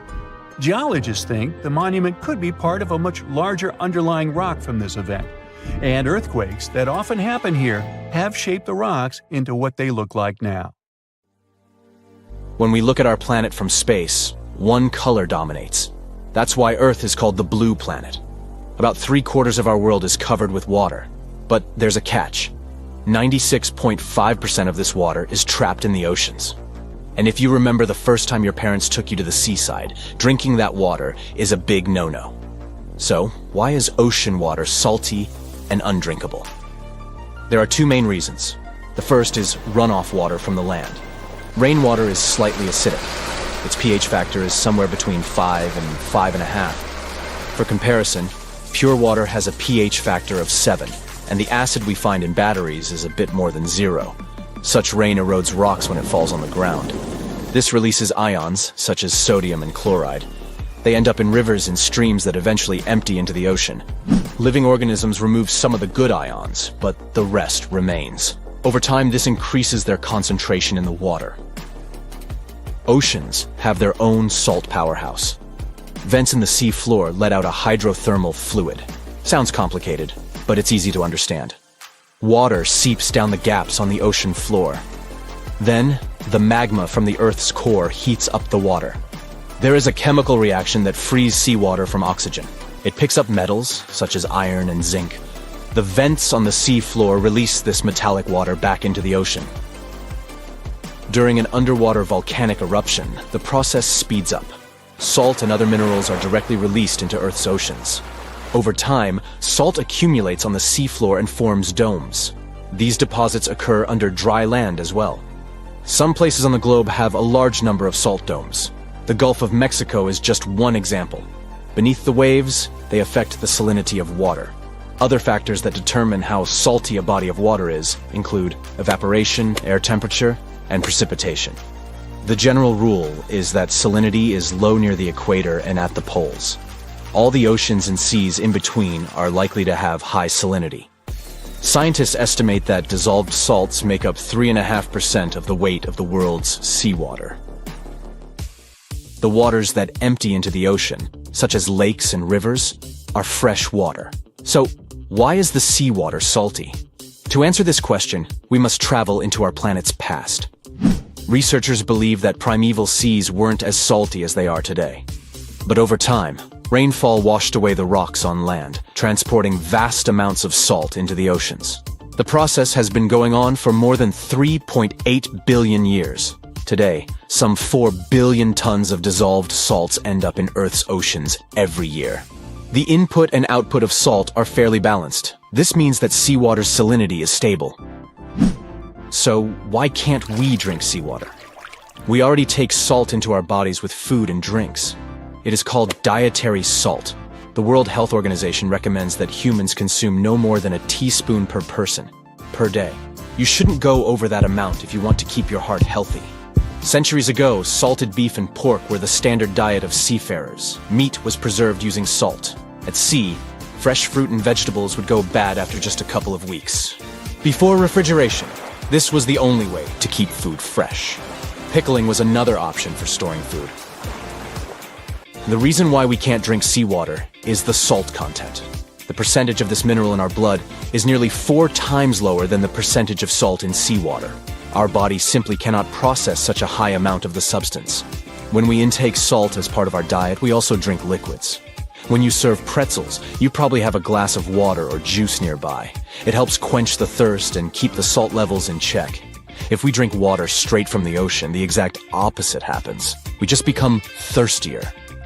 Our body absorbs both water and salt. They end up in our bloodstream. The organs responsible for getting all this salt out of our blood are the kidneys.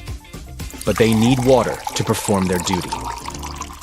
The higher the salt content, the more water they need to wash it away. When the process repeats itself several times over, you become dehydrated. This is the process of losing water from the body. And there's another catch. You start releasing more water than you take in when you drink seawater. The difference leaves you thirstier than you were when you started drinking seawater. Not a good idea to begin with. But some marine mammals, such as whales, seals, and even seagulls, can drink water from the sea, just like we drink tap water. The kidneys of these mammals are super efficient. Birds have special glands in their beaks that prevent salt from getting inside their bloodstream. Scientists found that the only land animal that can drink seawater is the camel. And if you ever wondered if fish drank seawater, they do. The gills and kidneys help them pump out the excess salt. For humans to drink ocean water, it first needs to go through desalination. This is the process of removing salt from seawater, and there's a lot of it to take away. Estimates show that if we laid out all the sea salt across Earth's landmass, it would be higher than the Statue of Liberty. That's why desalination on a global scale isn't realistic. Right now, less than 0.5% of the drinking water we produce comes from seawater. And the demand for potable water is only going to increase. The current rate of consumption means that the demand for fresh water doubles every 20 years. The biggest issue with desalination is the energy cost. It takes 10 times more energy than other water production methods, and the carbon footprint is huge. Large desalination plants often need to have their own power stations. This is all because of the technology behind the process. Salt dissolves easily in water. It creates a strong chemical bond with water that is hard to break. Desalination facilities mostly use reverse osmosis to achieve this. Large pumps exert pressure on seawater to push it through a filter.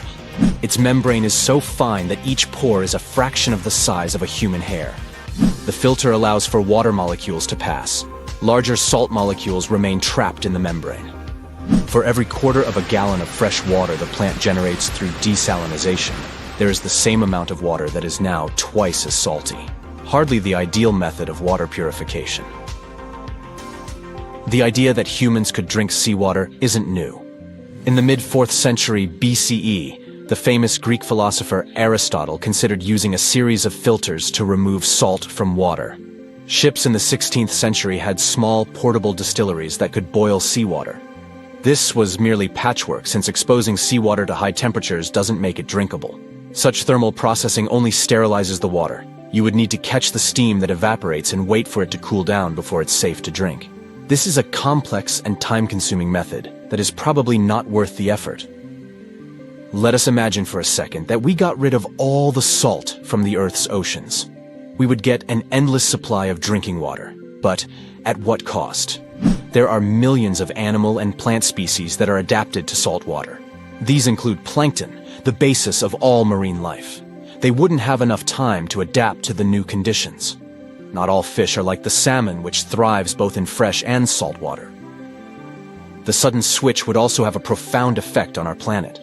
Since freshwater is less dense, It would immediately cause the ice cap in the Arctic to sink by 4 inches. This would trigger the largest tidal wave the planet has ever seen. Although the idea of desalination on a global scale sounds good on paper, we should take it with a grain of salt. So think about it. What was the weirdest thing you've ever done for work? Printing hundreds of pages of useless reports or unknotting holiday lights? Well, there's a scientist out there who spent 100 days below the surface of the Atlantic Ocean. Dr. Joseph Dieterich, or rather Dr. Deep Sea as he likes to call himself, was living underwater as part of Project Neptune 100. This project is a long-term study of how compression affects humans, both physiologically and psychologically.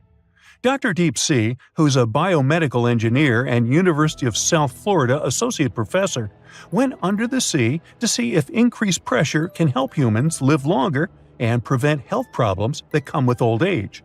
From day one of the mission, Dr. Dieterich was actively sharing what was going on in his social networks. He mentioned that another important goal for him was to inspire scientists from different generations to study life undersea.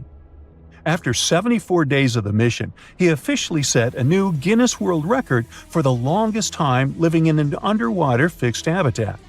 But he didn't just jump out on the surface after it, woohoo, and stayed the planned 100 days. The scientist definitely wasn't bored for those 14 weeks. He collected data, collaborated with other researchers, virtually taught a biomedical engineering course at his university, and reached out to thousands of students from 15 countries online. Once the mission was over, Dr. Dieterich was greeted by his family and friends, the media, and many fans who were following his work online.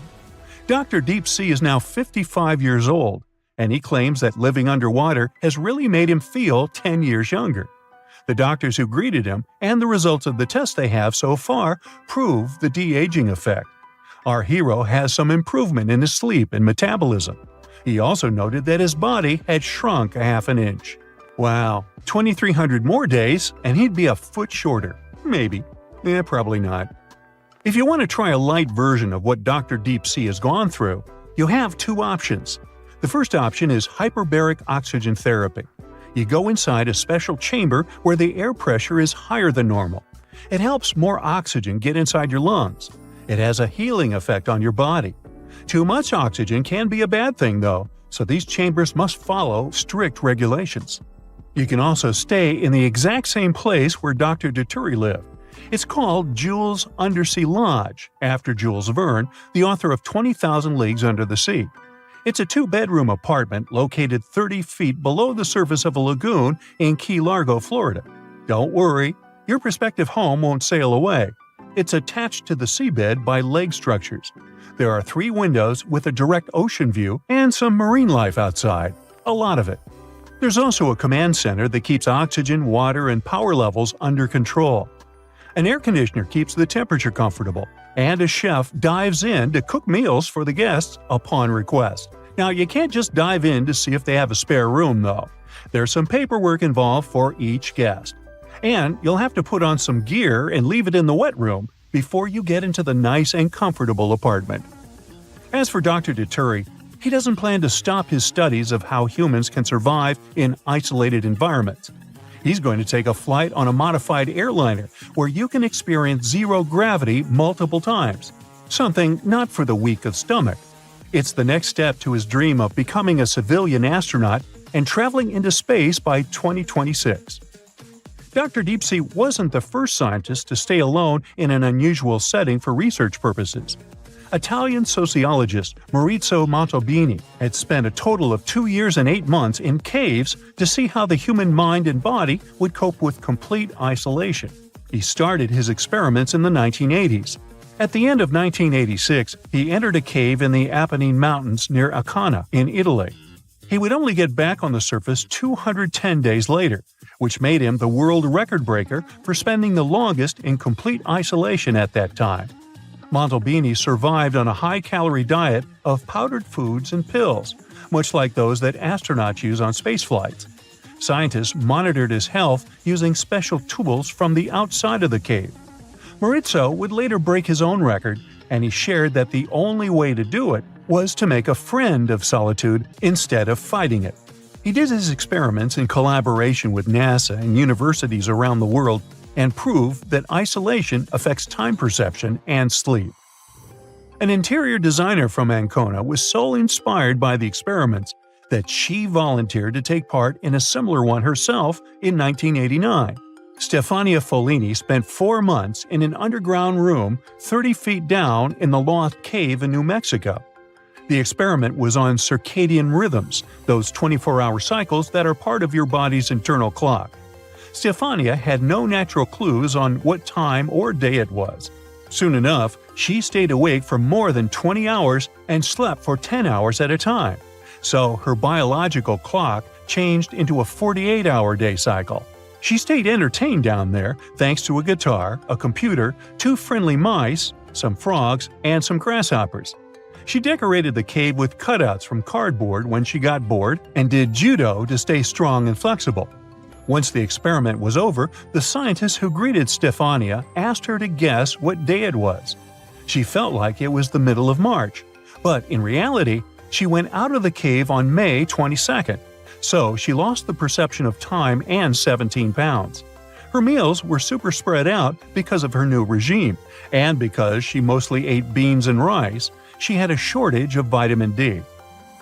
You know that feeling when your parents tell you something all the time and you wish you could prove them wrong?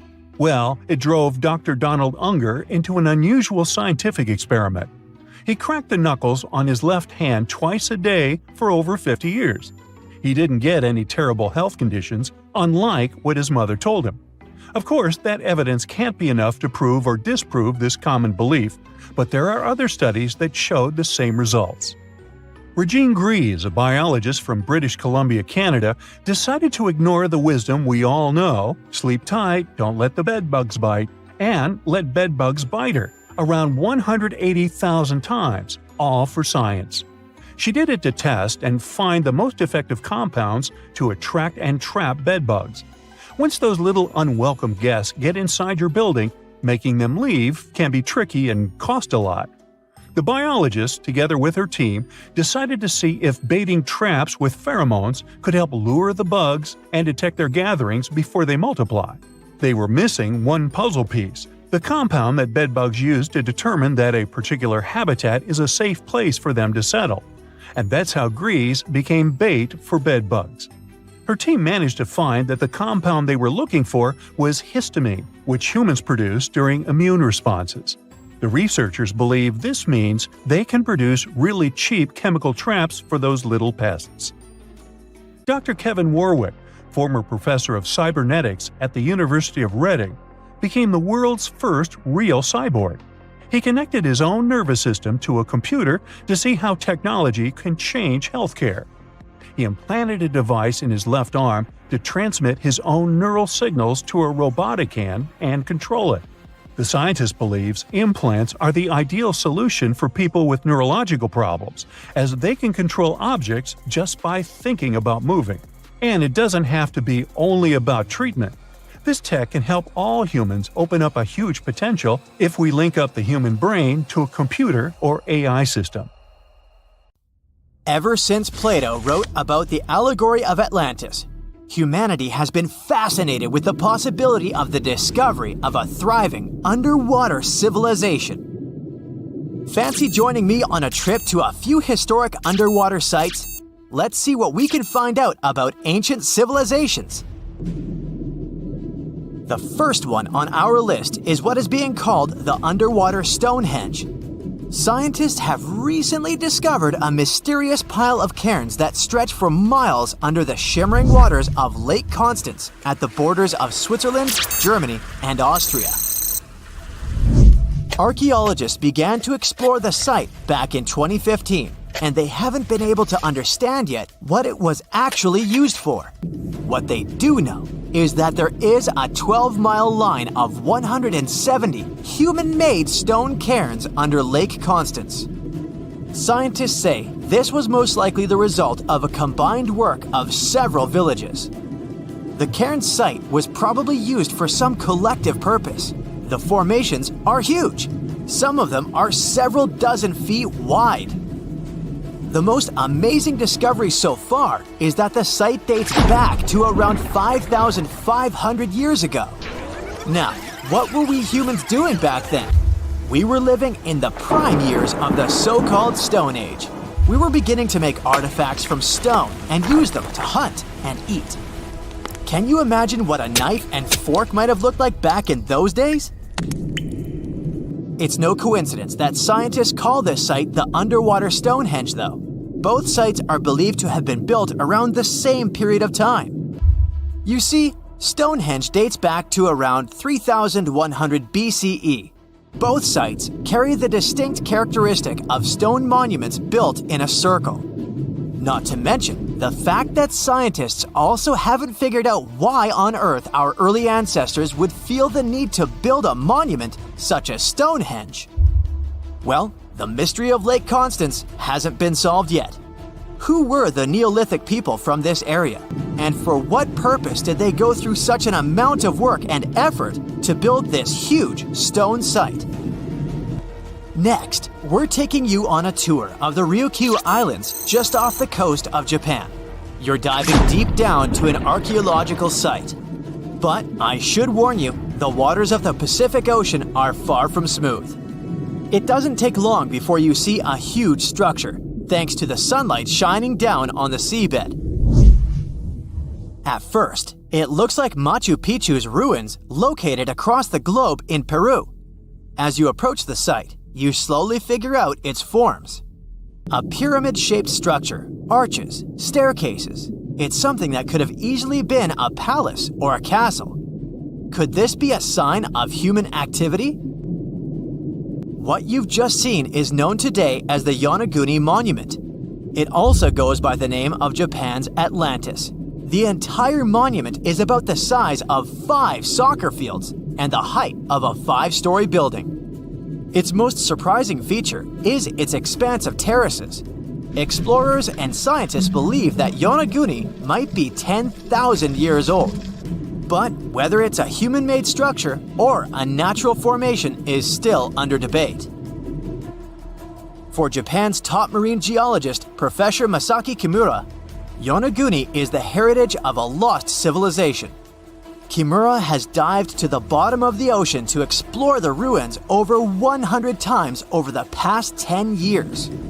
According to him, there are clear signs of human activity down there. On the monument's surface, there is a triangle-shaped concave that is a historical symbol of water fountains in the region. There's also a giant turtle carved on the eastern side of the structure. And, according to Kimura, turtles have an important cultural meaning. Several pieces of stone tools have been recovered from the site. Their estimated age is around 10,000 years. However, not all scientists support this theory. For many, Yonaguni is the result of thousands of years of erosion. The fact that the monument is composed of one massive rock leads them to believe it's not human-made. The defined edges and flat surfaces resemble a natural formation in Northern Ireland, known as the Giant's Causeway. The basalt columns look like the ruins of a palace, but they're actually the result of volcanic activity in the region. Now, you're flying to the coast of Greece, 4 hours away from Athens. More specifically, you're in the Peloponnese Peninsula. You dust off an old snorkel and head for a free dive on a bright sunny day. Sometime into the dive, you start noticing patterns on a seabed. 13 feet below the surface, outlines of familiar objects start to appear, one by one. As you continue swimming, what looks like the outline of an entire city emerges in front of your eyes. Are you wondering how water could have taken the whole city? Rocks are perfectly aligned into what appears to be the foundation of a building. This is Pavlopetri, an ancient city you've probably heard about for the first time. It was discovered by Nicholas Fleming, a British oceanographer, when he was on vacation in Greece.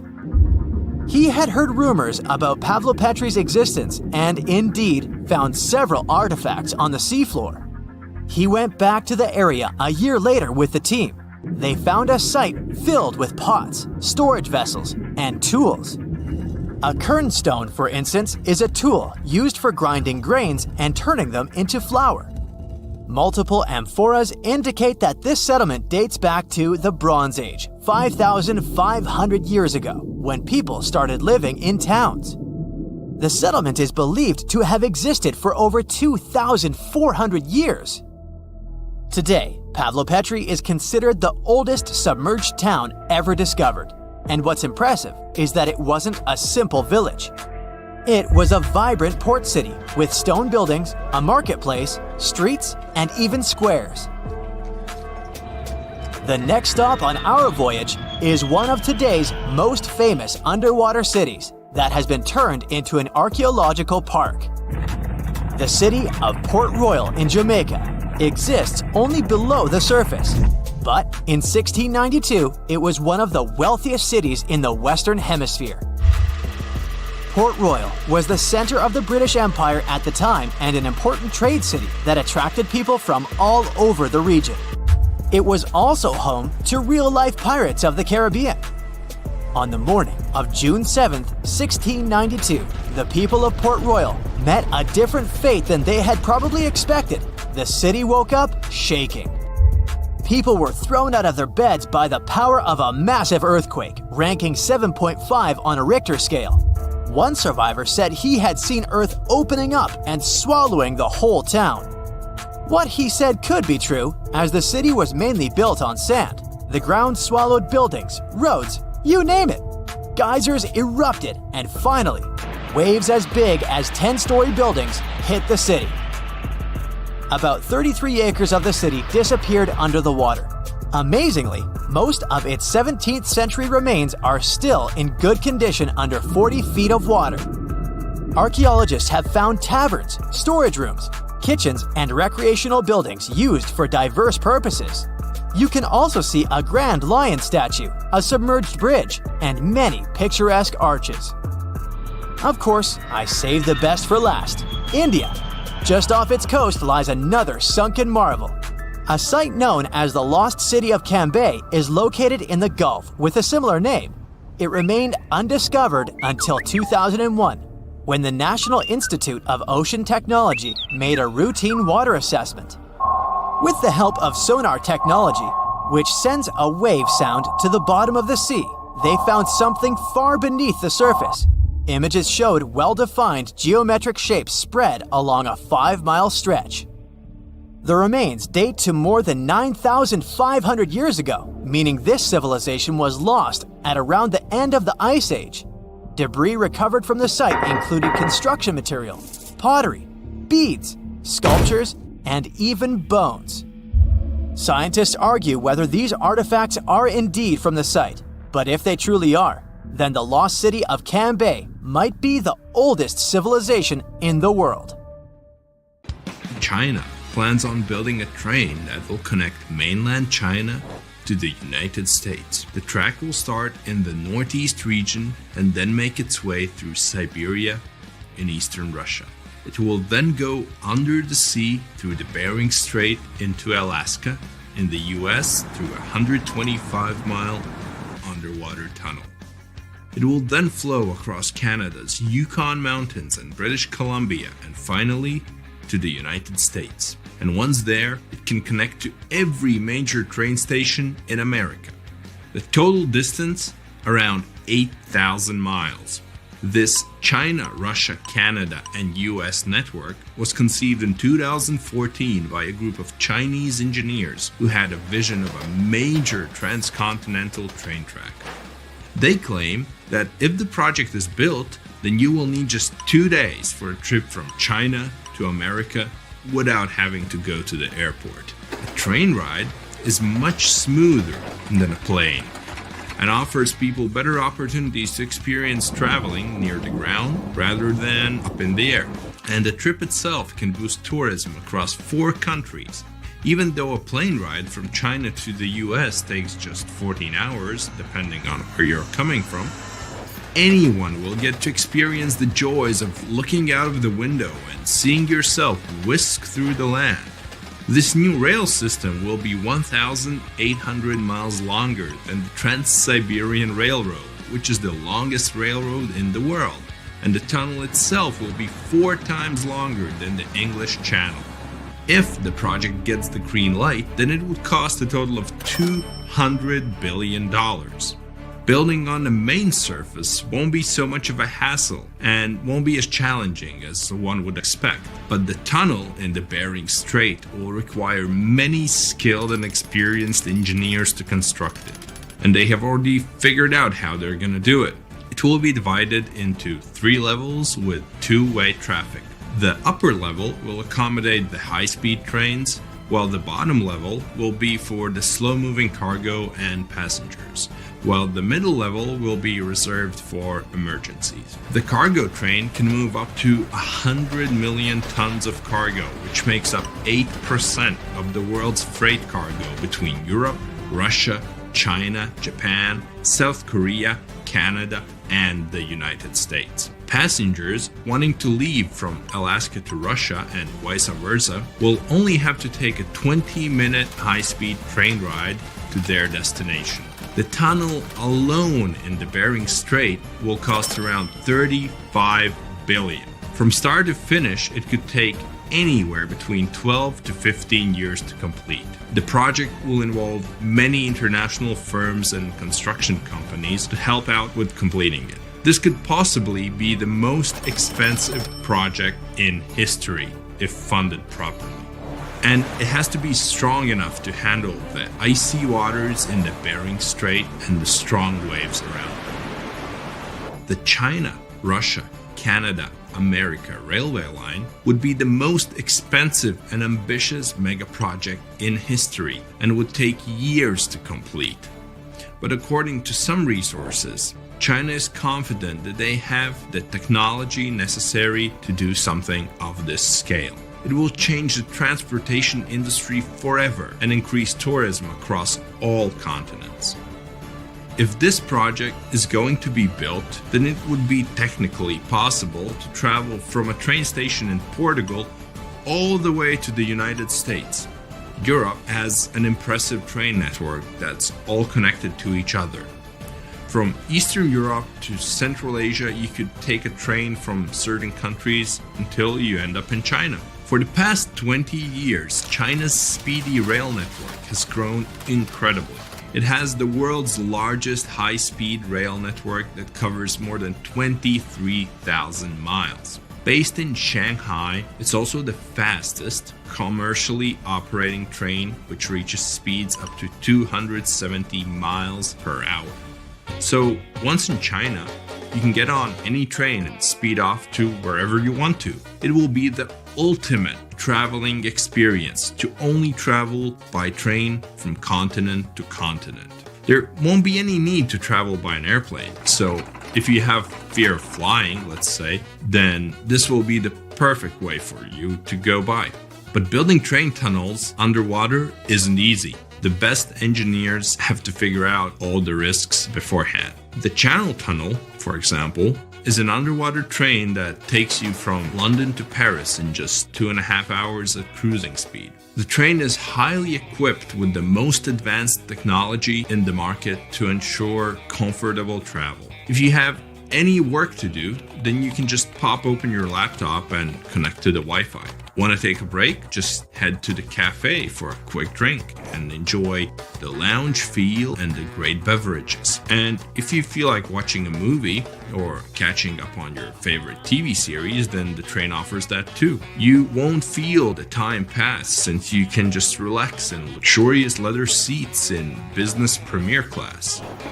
Train travels at around 186 miles per hour and is considered to be the world's longest underwater tunnel, considering that most of it is submerged. The tunnel itself is 31 miles long and costs $6.3 billion.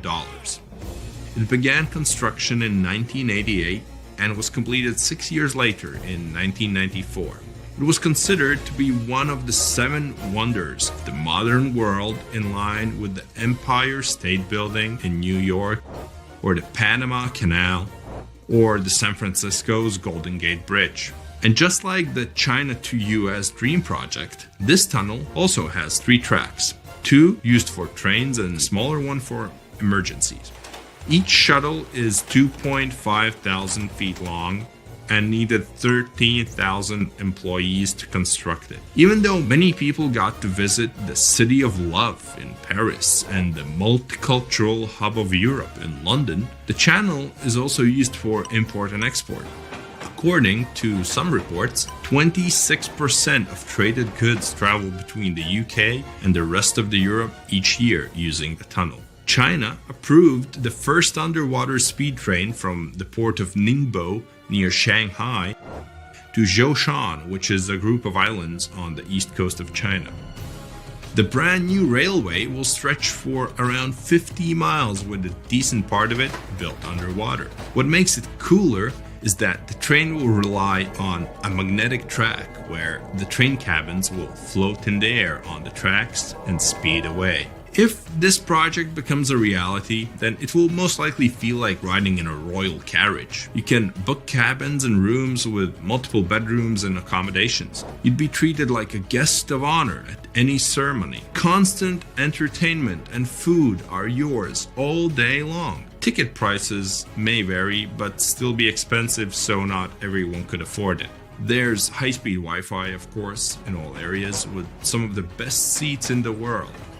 It will be possible to live in Europe and work in Asia without flying.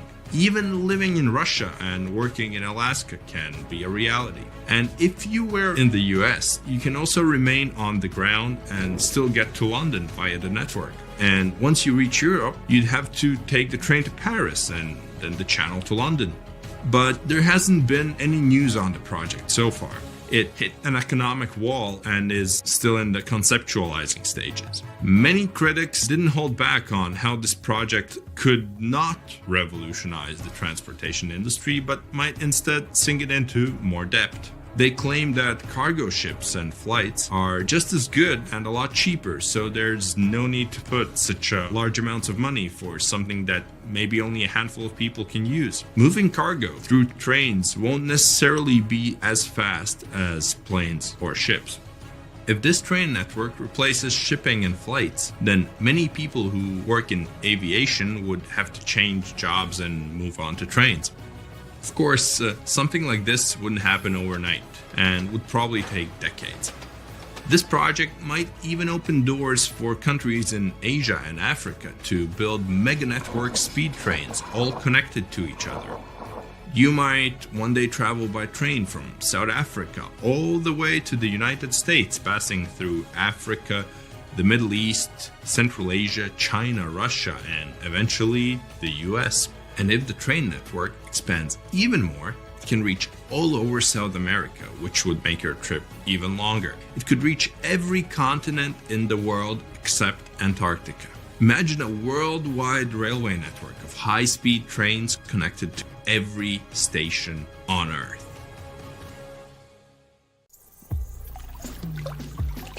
Now, of course you know that the Amazon River is famous for its piranhas, bull sharks, and other creatures you don't want to meet. But there are even more dangerous rivers in the world. The deepest of them, the Congo, goes so far down in some sections that even light can't reach there. It's the only major river that crosses the equator twice and carries enough water to fill more than 13 Olympic-sized swimming pools into the Atlantic Ocean every second. Wow! Even the most experienced boaters have trouble passing through all of the river's strong currents, rapids in its upper part, and waterfalls and gorges in the lower section. The Congo currents are so fast and powerful that they even divide animals like mountains and oceans do.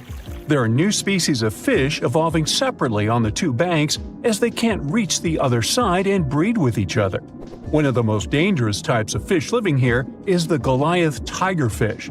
These monsters, that grow up to 5 feet and travel at the speed of 25 miles per hour, are relatives of piranhas.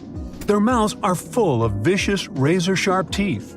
Their females lay hundreds of thousands of eggs, and the offspring are predators from birth. You have a good reason to fear the Goliath tigerfish, as they're the only freshwater fish in Africa that have attacked crocodiles and even humans. Okay, not swimming there. There are dense jungles and more hungry wildlife, including snakes and some aggressive hippos, all along the river. Still, it's used as a water highway in Central Africa, so barges traveling on it for weeks are often crowded with up to 2,000 people and capsize every now and then. And if you believe the local folklore, there's one more thing to be afraid of: the one who stops the flow of the rivers, a dinosaur-like beast that is said to live in the Congo River basin. There have been over 100 sightings over the last century, but no one can provide solid evidence the beast is real. At the turn of the 21st century, there was a series of terrible, mysterious stories on the Kali River in Asia. Something described as a mud-colored water pig would drag swimmers underwater in front of terrified eyewitnesses. British biologist Jeremy Wade stepped up to crack the case. He noticed that all the scary incidents were happening in one specific spot, stretching about 4 miles. Villagers told him this creature was growing big and bad from all the food it got. Wade examined the water with a depth sounder and thought it could have been a whirlpool. Then the monster dragged a domestic water buffalo into the water. The buffaloes are big and heavy, so the creature that attacked it would have to be super strong. Saltwater crocodiles don't go so far inland, and the most common local species of crocodiles don't live in cold waters. There were no bull sharks in the area either. Finally, Wade spotted several goonch catfish underwater. Some of them were human-sized. They couldn't capture these monsters with a regular fishing rod, but a special ceremonial construction did the job. The largest fish was 6 feet 7 inches long and 3 times the weight of an average gaunch. It was large enough to take down a human or a large animal, but Wade mentioned there could be even bigger ones living in the Kali River. The Orinoco River in South America is dangerous to navigate because of some crazy curves and strong underwater currents. It's easy to get lost here, even if you have your GPS on. There are sudden waterfalls all along, and you must be prepared to handle those to survive. The river is the only home to a rare Orinoco crocodile and has some pretty scary-looking vampire fish swimming around. This payara fish has sharp, spiky daggers that line their gums and 2 elongated fangs that rise from their lower jaws. Could probably use an orthodontist and some braces, you think? It's a ferocious hunter constantly looking for the next victim, which is going to be a medium or large-sized fish.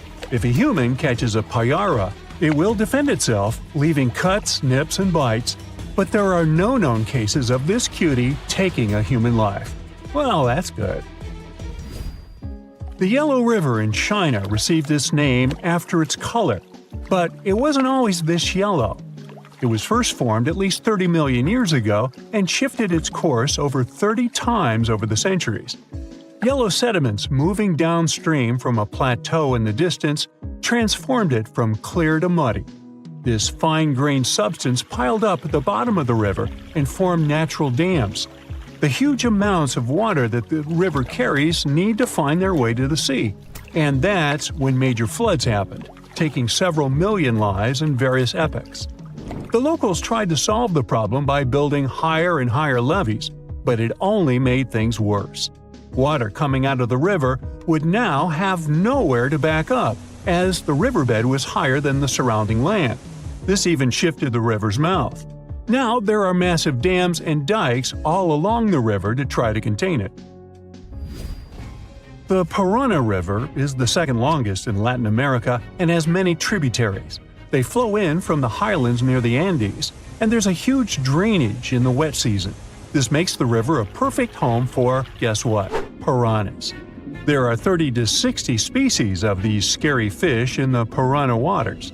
In late 2013, they attacked bathers cooling off by the water on a hot day. People started running out of the river as they felt something was biting them in the water. Luckily, no one lost their lives in the accident, but it's still considered one of the most audacious piranha attacks ever recorded. Biologists later determined that the type of piranhas, called palomates, was to blame for this, and humans had probably disturbed their breeding grounds. Well, the piranha also has a strong current that is tricky for boats and swimmers to overcome. Plus, it often floods, which can be dangerous for people living in the surrounding areas. The longest river in the world, the Nile, flows through 11 countries all the way into the Mediterranean Sea.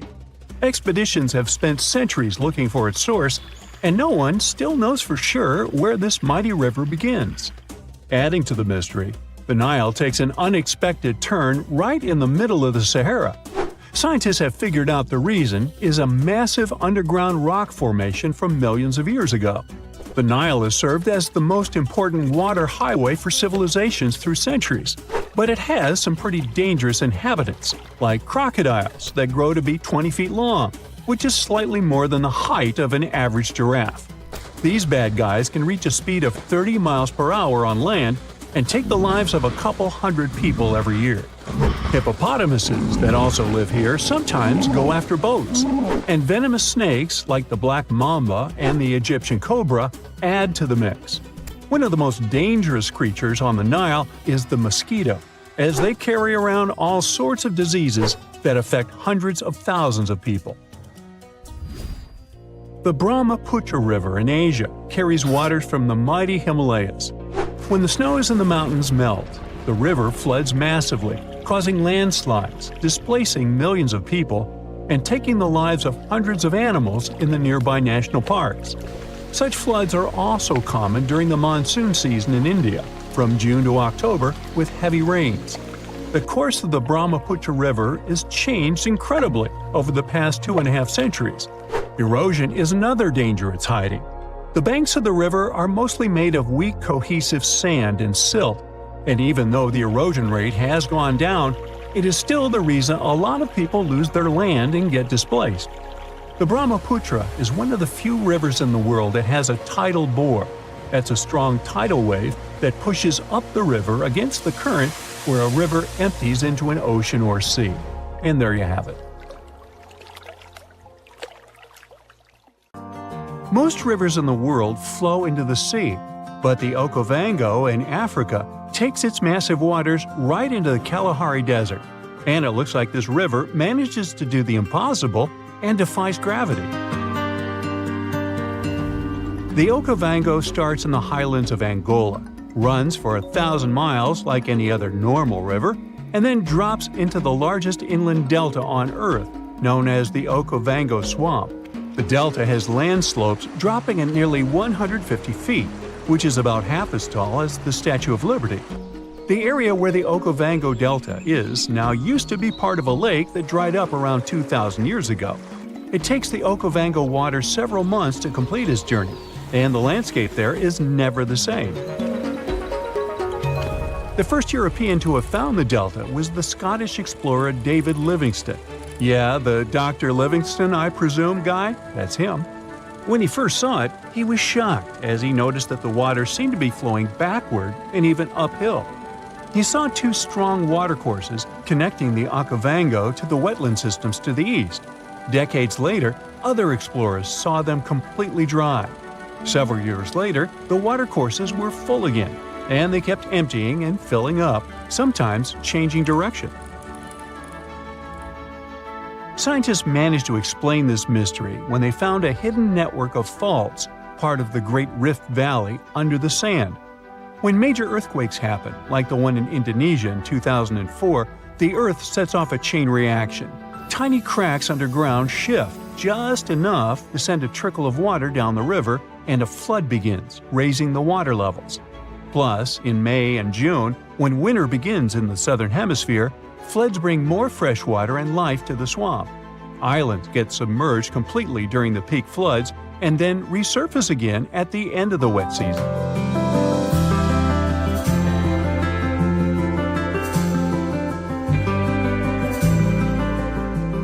Wildlife just loves all the water in the delta, and you can often see migratory elephants bathing among pink lily pads and silverfish, bream, barbels, and other fish. There are lions, cheetahs, buffalo, wildebeests, hippopotamuses, hippopotami, zebras, wild dogs, crocodiles, and other species of animals. Storks, ibis, herons, cranes, and geese like to fly by, along with 450 species of birds. Although the Okavango has plenty of water that is priceless in the desert, people hardly settle along its banks. One big problem here is the tsetse fly, But if you're feeling adventurous, you can come here for a water safari. Scientists from Imperial College in London stumbled upon a totally unexpected river under the Antarctic ice sheet. It slurps up water from an area as big as Germany and France combined. Scientists used to think the lakes under the Antarctic ice were just chilling by themselves. But now it turns out they're part of an interconnected river network. Water under the ice can form in two ways, either from melted snow seeping down or from the Earth's natural heat and the ice grinding over the ground. The Antarctic gets a lot of surface melting during the summer, but Antarctica is usually too chilly for that. This newly found river is proof that there's plenty of water down there just from the ice melting from below. This river could make Antarctica lose its icy cover way faster. If things heat up enough to melt the surface, that water could rush down and mess with the base of the ice sheet, turning Antarctica into a melting mess like Greenland. If the ice starts moving faster than the water can handle, it's going to create more friction, making even more water and speeding up the melting process. The researchers are on a mission to dig deeper into how this river system works and see if it's causing trouble in other parts of the icy continent. Understanding what's going on down there could give us a heads up on how a changing Antarctica might shake up the whole planet. The Roe River in Montana flows for just a bit over 200 feet between Giant Springs and the Missouri River. It was mentioned in the Guinness Book of World Records as the shortest river in the world, but they had to remove this category altogether because there was some heated debate over this title. Residents of Oregon claim that their D River was the absolute champion, as it all depends on when you measure them. There could even be shorter rivers in Norway or Indonesia, depending on what you see as a river. The official definition says it's something that has constant flowing water in the form of a current and is fed by upland sources or another river, lake, or watershed. Creeks and brooks flow together to form streams. Streams become rivers, and rivers take the water from higher to lower lands, ending in the ocean. There are 12 stream orders, and the first two levels don't have other streams feeding them. So, Roe and its other short buddies technically deserve the title of rivers. I'm glad we cleared that up. Rio Negro in South America is the largest blackwater river in the world and the largest left tributary of the Amazon jungle. Its waters look more like strong tea and seem pitch black only from the distance. They get that dark color from humic acid. When plants containing phenol break down only halfway, they leave behind this tea-like hue. Some people believe that blackwater rivers can't be productive, but Rio Negro helps big fishing industries and has spots where turtles come to lay their eggs. Back in the 17th century, explorers didn't find tons of indigenous folks along the river. But it probably didn't have to do with its productivity, more with diseases and conflicts. There are around 700 different fish species documented in Rio Negro's basin, including at least 100 you won't find anywhere else. A bunch of those fish end up in aquariums, like the super popular cardinal tetra. There is a canal connecting Rio Negro and the Orinoco, which is another major river in South America. Many aquatic species try to move between the rivers, but only the toughest can handle the mix of blackwater and clearwater sections in that canal. There's a unique creek in Wyoming that drains both into the Pacific and the Atlantic Oceans. It begins high up in the Teton Range and later splits into two branches. The Pacific Creek joins the larger Snake River, which merges with the Columbia River and finally reaches the Pacific Ocean. The Atlantic Creek heads east and flows into the Yellowstone, Missouri, and Mississippi rivers and eventually empties into the Gulf of Mexico. If you connect the two creeks' watersheds on a map, you'll get a single blue line between Oregon and Louisiana. Explorers who were looking for the Northwest Passage between the two oceans never knew they could have used the creek. They would just need really tiny boats. Some scientists believe that cutthroat trout knew about this route long before people. They managed to migrate from the Snake River to the Yellowstone River, most likely using the Two-Ocean Creek. Now, every summer, the Cano Cristales in Colombia turns into a liquid rainbow, or the River of Five Colors. At this time, and until the end of fall, The conditions are just perfect for the riverbed to turn bright red, yellow, green, blue, and black.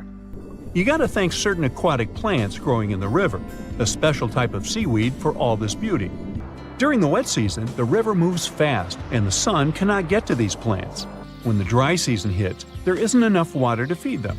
So the time in between the seasons has the perfect conditions for this colorful show. No other place in the world has anything similar. So at some point, the number of tourists who wanted to see it became so huge that scientists got concerned it could be bad for this hotspot of biodiversity. The area is home to rare species of animals, birds, and plants. Now, there are ecotourism trails and strict opening hours for visitors. You know how they say it's better to just hand over your wallet if you run into a mugger? Instead of surrendering their wallets, sea cucumbers choose to spit out some of their insides to fend off predators like crabs and fish.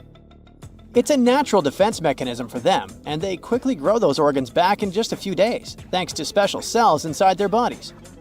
It's not the only weird thing sea cucumbers do. They can actually breathe through their rear end. They have this thing called a respiratory tree that connects to their backside and sits right next to their intestines. So when they suck in water from their behind, it goes into that respiratory tree, letting them absorb oxygen directly into their fluids. Plus, sea cucumbers are the janitors of the ocean. They munch on whatever gets stuck in the sand on the ocean floor. Once they've eaten, they manage to clean out the sand, leaving it nice and tidy after they do their business. As for the clean sand, the stunning white sand beaches in Hawaii are actually a product of parrotfish number 2. These fish munch on algae from rocks and dead corals, and while they're chomping away, they also grind up the leftover bits of coral in their bellies. When they're done, they move their bowels, and voila! It all comes out as beautiful sand. Not only do they play a vital role in keeping the coral reef ecosystem healthy, but they can churn out hundreds of pounds of this white sand every year. Marine animals are seriously impressive when it comes to holding their breath. Just look at sperm whales and elephant seals. They can stay underwater for a mind-blowing 2 hours. Then there's a Cuvier's beaked whale, which holds the crazy record at almost 4 hours underwater. When you compare that to the human record of 24 minutes and 37 seconds held by pro diver Budimir Shobat, it seems pretty insignificant. But what's the marine animal's secret that helps them excel humans this much? Unlike us, these sea creatures have a ton of hemoglobin and myoglobin in their blood and muscles, allowing them to store way more oxygen. When their oxygen runs low, myoglobin steps up and releases even more. Plus, they can tolerate higher levels of CO2, so they don't feel the need to breathe as quickly. There's even a study that found their myoglobin molecules have a unique charge that keeps them from sticking together, which boosts oxygen storage. And on top of all that, they can slow down their heart rate and restrict blood flow to hang out underwater even longer. Rumor has it that about 540 million years ago, a meteor loaded with frozen octopus eggs smashed into Earth. Sounds like a delirium, but some scientists are entertaining a very questionable idea that octopuses and their cephalopod buddies, like squids and cuttlefish, might actually have some extraterrestrial origins.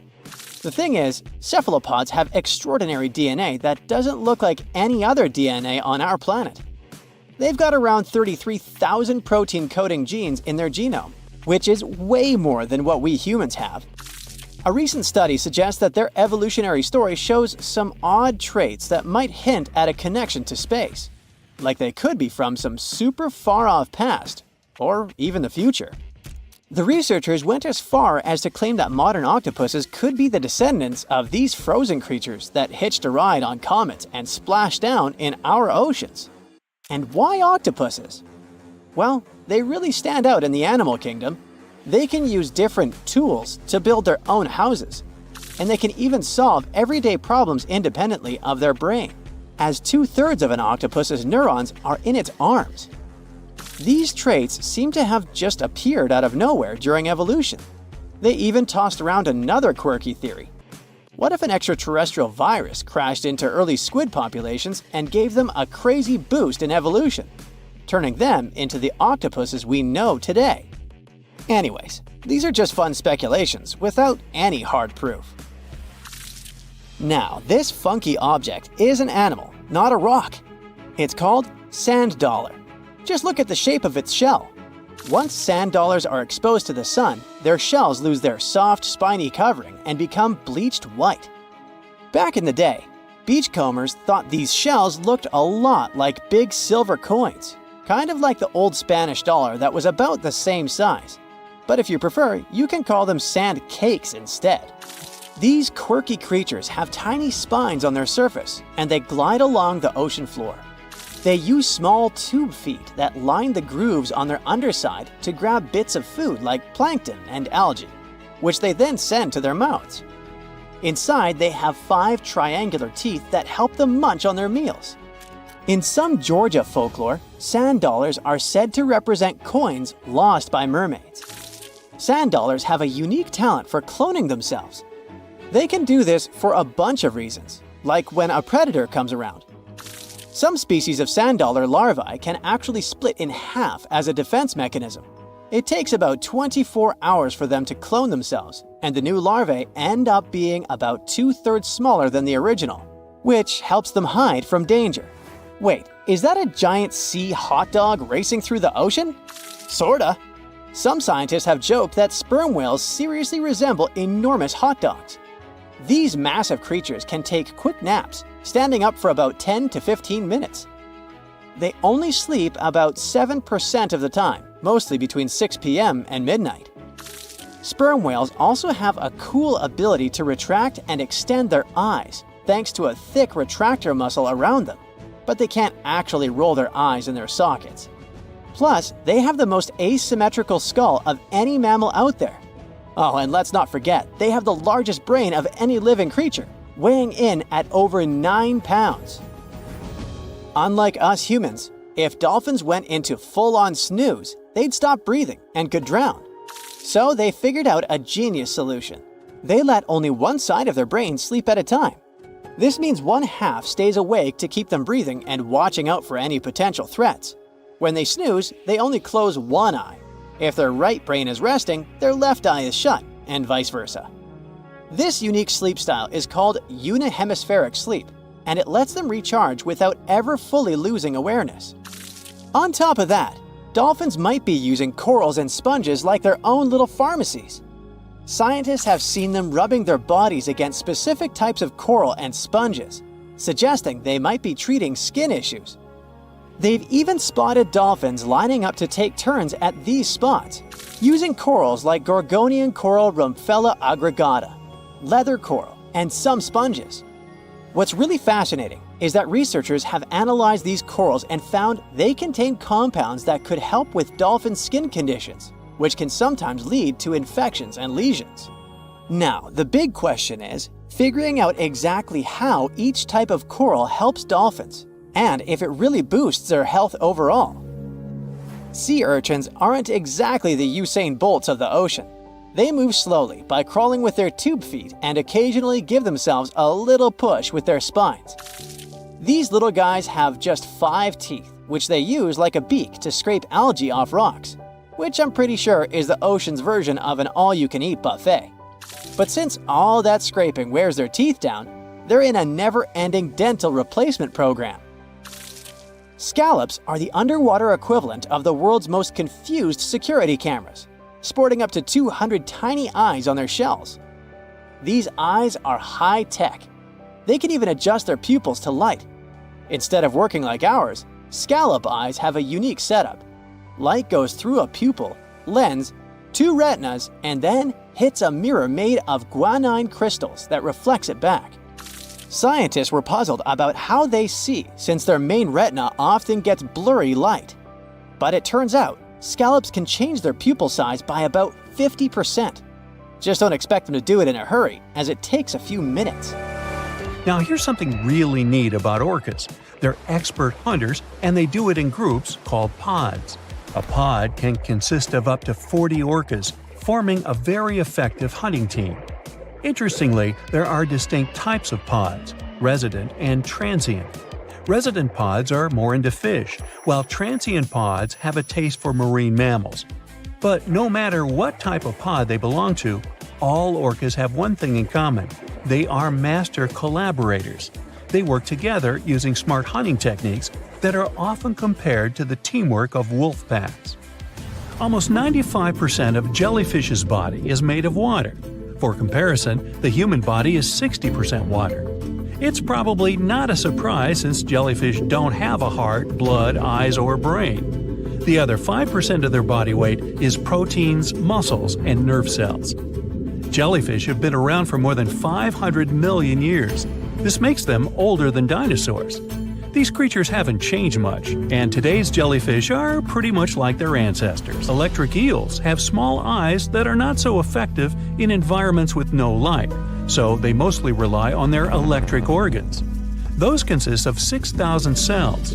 Eels use them to stow power, similar to batteries. These creatures use electricity like bats use their radars or dolphins their sonar. An eel can also produce enough electricity to power a panel of light bulbs. There's a small tropical archer fish that can learn to recognize human faces. This fish has an interesting ability to spit small jets of water from its mouth. Researchers showed the fish the image of two different faces placed side by side. One was unknown and the other was familiar. The fish was supposed to spit water at the familiar one. The creature took the right guess more than 80% of the time. There's such a thing as a sea unicorn. That's an animal called the narwhal. Its horn is actually a tooth that can grow up to 10 feet long. Manatees, also known as sea cows, are distant relatives of elephants. Their weight can go up to 1,000 pounds. These creatures are vegetarian and need to eat around 10% of their total weight on a daily basis. That's lots of sea salad.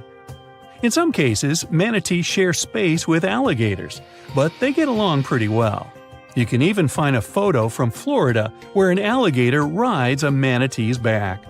Frogfish have special fins that help these creatures walk along the sand. They're very useful in shallow waters. A ghost pipefish is hard to see, but once you spot it, you're bound to get really surprised. Its head makes up over 40% of its body. Crabs don't feel like wasting time on such formalities as putting foods in their mouth. That's why they taste it with their feet, which is where their taste buds are. Marine iguanas are the only lizards on our planet that like spending time in the ocean, even though they mainly live on land. They're herbivores that feed in shallow waters and swim like snakes. Iguanas use their long claws to hold onto the bottom when they need to graze. Green turtles can cross over 1,400 miles when migrating. They try to find the perfect spot to lay their eggs. Penguins sort of fly when they're underwater, reaching a speed of 25 miles per hour. More than 5 million years ago, I've heard, I wasn't around then, deep sea worms and humans had a common ancestor.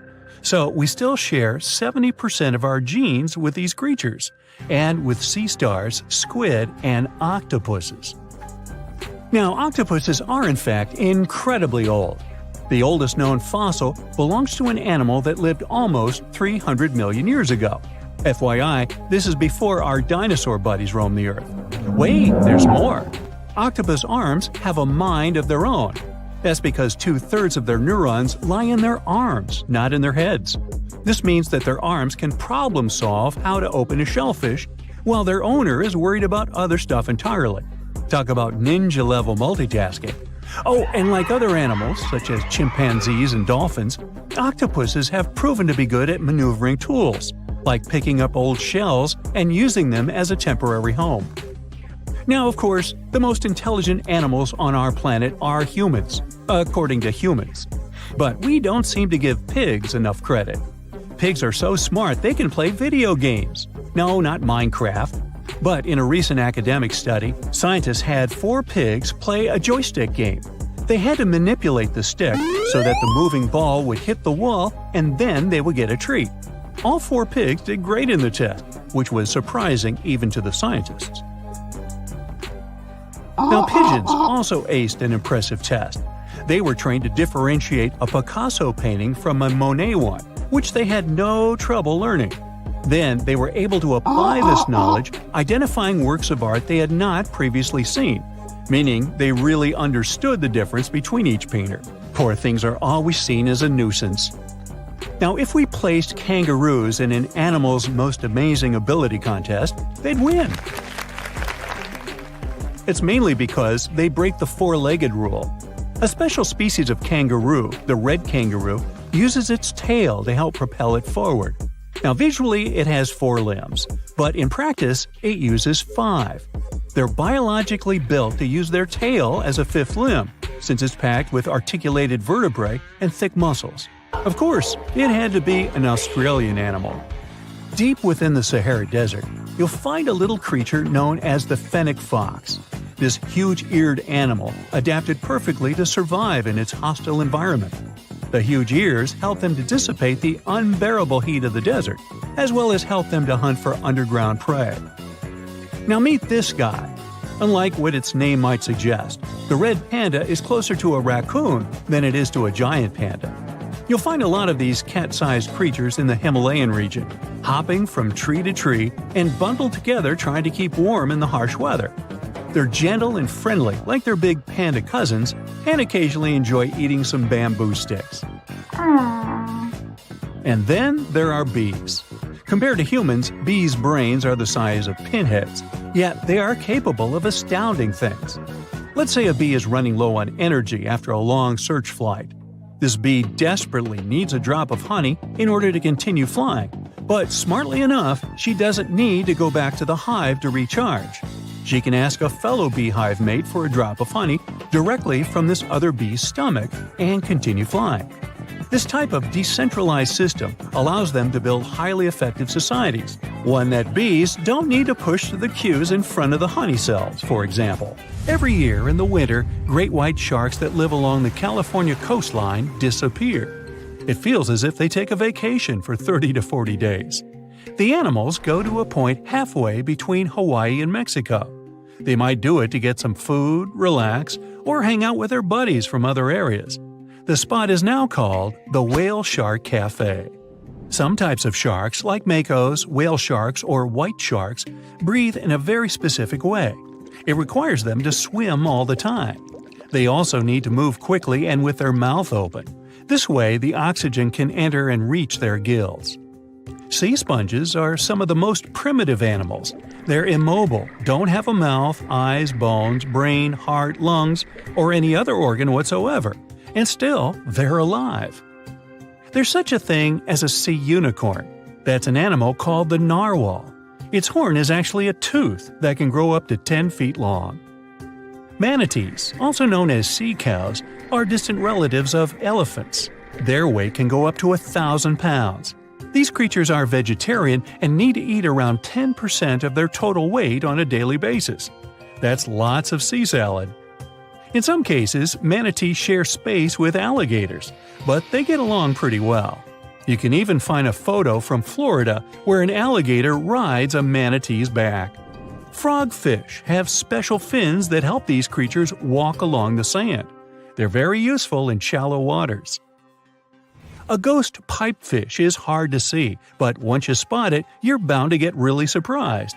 Its head makes up over 40% of its body. Crabs don't feel like wasting time on such formalities as putting foods in their mouth. That's why they taste it with their feet, which is where their taste buds are. Marine iguanas are the only lizards on our planet that like spending time in the ocean, even though they mainly live on land. They're herbivores that feed in shallow waters and swim like snakes. There's something known as the orange cat behavior, and apparently it's not just a meme. So far, scientists have been able to understand that coat color is connected to a feline's gender. And since orange is an X chromosome, orange cats are usually males, like Garfield. The so-called orange cat behavior describes ginger cats as agents of chaos. Again, pretty much like Garfield. However, there haven't been any conclusive studies on whether coat color and cat behavior are truly linked. In terms of vision, mantis shrimps probably have the most psychedelic vision out of all animals. These funny-looking creatures have a whopping 16 varieties of photoreceptors, with 5 of them reserved for the ultraviolet or UV spectrum. Ultraviolet rays are really short wavelengths, which are invisible to humans. The thing science still doesn't understand is how exactly these mantis shrimp view the world around them. Sure, they can perceive a bunch of colors, but they can't necessarily distinguish all of these colors among themselves. It can be that they just see a lot of really vivid, really blurry colors, but we haven't figured out a way to check that out. Now, to say sloths are cute is an understatement. They may be one of the friendliest animals in the jungle, but there's more. If you look closely at their fur coat, you'll notice hints of green. These greeneries are actually tiny little algae that grow alongside sloths. They help sloths to camouflage better in the jungle, but they also nurture them. The little cracks inside a sloth's fur create the perfect environment for algae reproduction, and scientists have found species of algae that don't exist anywhere else in the world. They do get by with a little help from their friends. Deep within the Sahara Desert, you'll find a little creature known as the fennec fox. This huge-eared animal adapted perfectly to survive in its hostile environment. The huge ears help them to dissipate the unbearable heat of the desert, as well as help them to hunt for underground prey. It was the beginning of the 20th century, and two rivals, Robert Scott and Roald Amundsen, set on their expeditions to become the first people in history to reach the South Pole. The race wasn't easy, and it ended tragically for Scott. Amundsen has won and set his tent on the pole before his rivals. A member of Scott's expedition known as Terra Nova, British geologist Thomas Griffith Taylor, not only survived the harsh conditions but also made an unexpected discovery. He found a waterfall of what appeared to be blood at the rocky base of the glacier, which now has his name, in 1911. It took scientists more than a century to figure out what is behind the eerie coloring. A team of American scientists journeyed to Taylor Glacier with powerful electron microscopes to analyze its contents. Previous studies had scratched the surface of the Crimson Enigma, but no one had previously done a full-scale analysis of its mineralogical makeup. These researchers unleashed a whole arsenal of analytical equipment and spotted little iron-rich nanospheres. These teeny-tiny particles, 1/100th the size of human red blood cells, originate from ancient microbes. They flourish abundantly in the meltwaters of Taylor Glacier. These nanospheres are jam-packed with iron, silicon, calcium, aluminum, and sodium, forming a unique composition that paints the subglacial water a vivid shade of red. These nanospheres don't have the usual crystalline structure found in minerals, which is why previous detection methods failed to spot them. Taylor Glacier's icy depths harbor an ancient microbial community that has thrived in isolation for thousands or possibly even millions of years. This discovery could help us in the search for life outside of Earth. Dr. Ken Levy, a research scientist at Johns Hopkins University, has some impressive expertise in planetary materials and the analysis of Martian samples. He decided to find out what would happen if a Mars rover landed in Antarctica. Could it figure out what makes Bloodfalls so mesmerizingly red? So, researchers treated Bloodfalls as a simulated Martian landing site. They used techniques inspired by the rovers exploring the Red Planet. The samples they collected were sent to Johns Hopkins processing facilities. There, Livy unleashed the power of transmission electron microscopy and revealed the enigmatic nanospheres. He made the conclusion that our current methods of analyzing other planets' surfaces with rovers fall short. They can't unravel the true nature of environmental materials, especially on chilly planets like Mars. These materials might be super tiny and non-crystalline, throwing off our detection methods. To truly grasp the essence of rocky planets, we'll need transmission electron microscopes. Strapping one onto a Mars rover isn't feasible yet, but it could mean a start of a new era in space exploration. Have you ever seen a waterfall on fire? Every February, when the stars align just right, Horsetail Fall in Yosemite National Park gets a sensational makeover. As the sun sets, its rays hit the waterfall at the perfect angle, transforming it into a blazing display of vibrant orange and red hues. We don't know exactly who and when discovered this natural miracle. The original valley dwellers may have known about it, but they kept it to themselves. It wasn't until 1973 that photographer Galen Rowell captured the first known photo of the waterfall. bringing it into the limelight. Since then, the firefall has become a global sensation, spreading like wildfire on social media and drawing crowds from far and wide. This magnificent cascade draws hundreds of spectators every year, but they can only see the show under certain conditions. First things first, Horsetail Fall needs a flowing stream. If there's not enough snowpack in February, the waterfall won't have enough water to create the magic. The temperatures must be warm enough to melt the snowpack during the day. If it's too chilly, the snow will stay frozen, and the fiery spectacle won't ignite.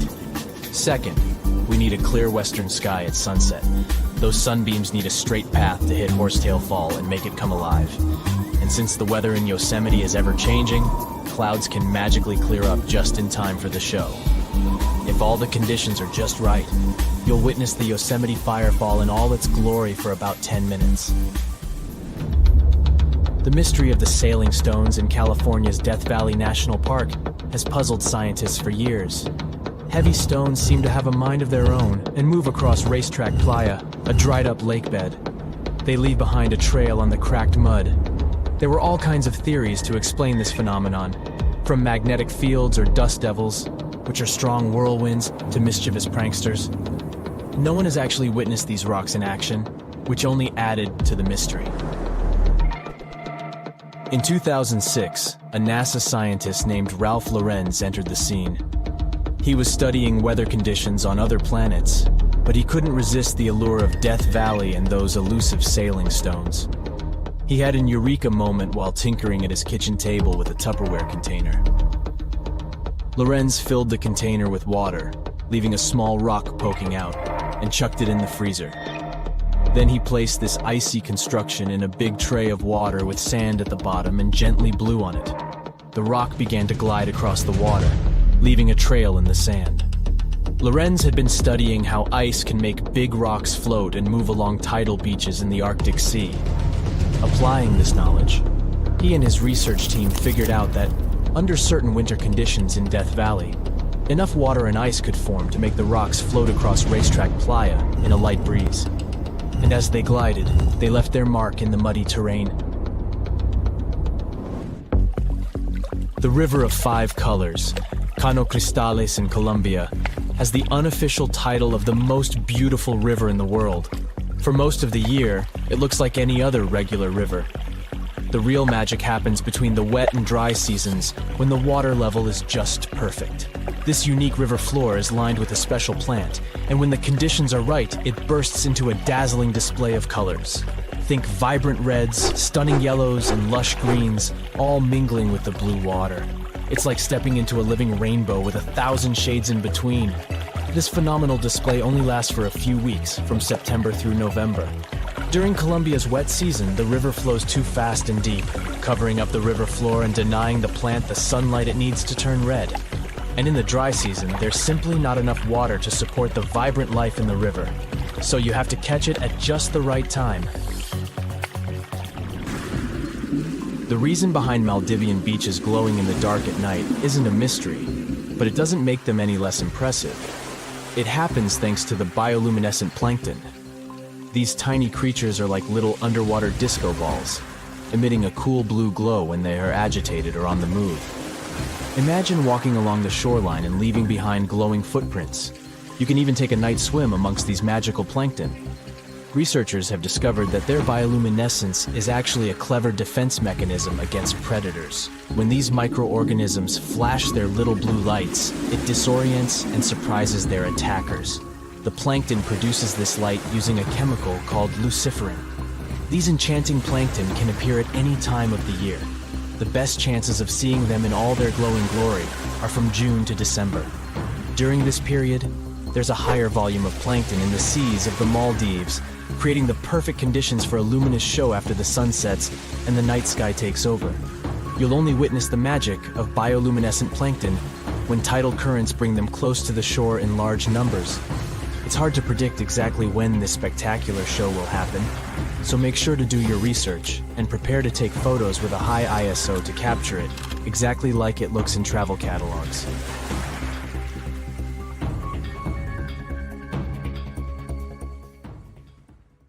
Not a lot of people have heard of this mysterious body of water named after famous English explorer Sir Francis Drake.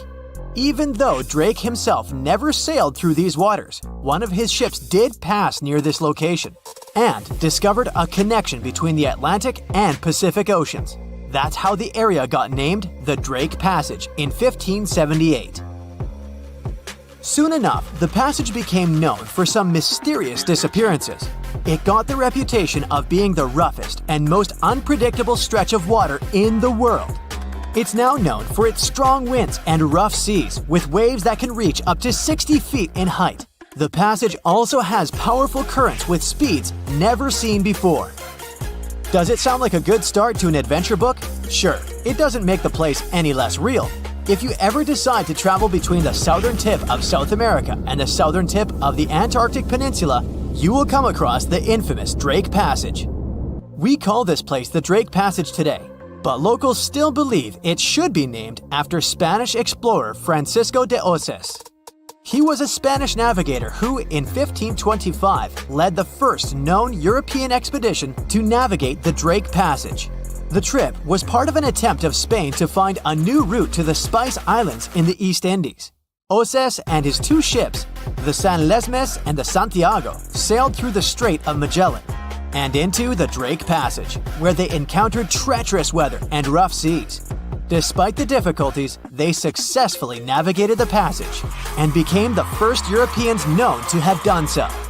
However, the expedition failed to find a new trade route, and the crew returned to Spain with no significant discoveries. Some years later, in 1616, another ship captained by Dutch navigator Willem Schouten made one of the most successful voyages through the Drake Passage. Despite the difficulties of navigating the often turbulent seas, eventually, the Drake Passage became an important part of international trade routes in the 19th and early 20th centuries. But this dangerous area holds many secrets. The record of one of the most famous events that happened here takes us back to the year 1914. During that time, a British explorer named Shackleton wanted to travel to Antarctica with 27 men split between two ships. Those were named the Endurance and the Aurora. The explorers wanted to check out two routes that reached the continent. But in 1915, the Endurance got stuck in ice while crossing the Drake Passage and was slowly crushed. Shackleton and his crew had to leave the ship and could only gather some personal belongings. The Endurance eventually sank, and the crew had to survive on ice for a while. The mission changed from exploring to surviving, and only in 1916 all the men were rescued. The Aurora suffered a similar fate. It also got stuck in ice, and 3 men were lost at sea before the rest of the crew was rescued in 1917. For many years, the ship Endurance was thought to have been lost forever. But in 2022, a group of specialists went on a trip to find it. They left from Cape Town, South Africa on February 5th. The leader of the group said it was most likely the most difficult shipwreck search in history. They used special equipment to find the ship under the water and then used a special underwater camera to take a closer look. The members of the team were sure they had found the Endurance because it was in a place where very few ships had ever been. Despite being 10,000 feet underwater, the Endurance didn't look so shabby. It was actually pretty well preserved for a ship that had been underwater for more than 100 years. The explorers were still even able to see the word Endurance written on it. But it's not just ships that have a hard time with the Drake Passage. A plane with 38 people on board seemed to have disappeared over the Drake Passage in 2019, according to the Chilean authorities. It's believed it hit the icy and rough waters of the passage. Rescuers used ships, planes, and satellites to search for the missing plane and its passengers in the area where it had last sent messages. But the harsh conditions of the Drake Passage made the search very difficult. The exact location where the accident had happened was eventually found, but there were no survivors. The Viking Polaris is another of those ships that got damaged in the passage, even though it was designed for tough conditions. It was faster than most ships and more stable because of special equipment that kept it balanced. One night, back in 2022, the waves were indeed big, but the ship seemed to be doing well in the rough weather. But then, on its way back to port in Ushuaia, Argentina, a rogue wave suddenly hit the ship without warning. People on board felt like they had been hit by an iceberg. Rogue waves are much taller than other waves around them, and they're very unpredictable. Scientists still don't know exactly why they occur. When this rogue wave hit the Viking Polaris ship, it immediately broke windows on the second deck. Some people on board were hurt, but thankfully, most of them had been properly trained before boarding the ship and knew what they had to do in case of an emergency. The crew was also very good at helping the passengers. Most of them even claimed later that they would board the ship for the second time, despite such an unexpected experience. The boat eventually made it to the port without suffering further damage.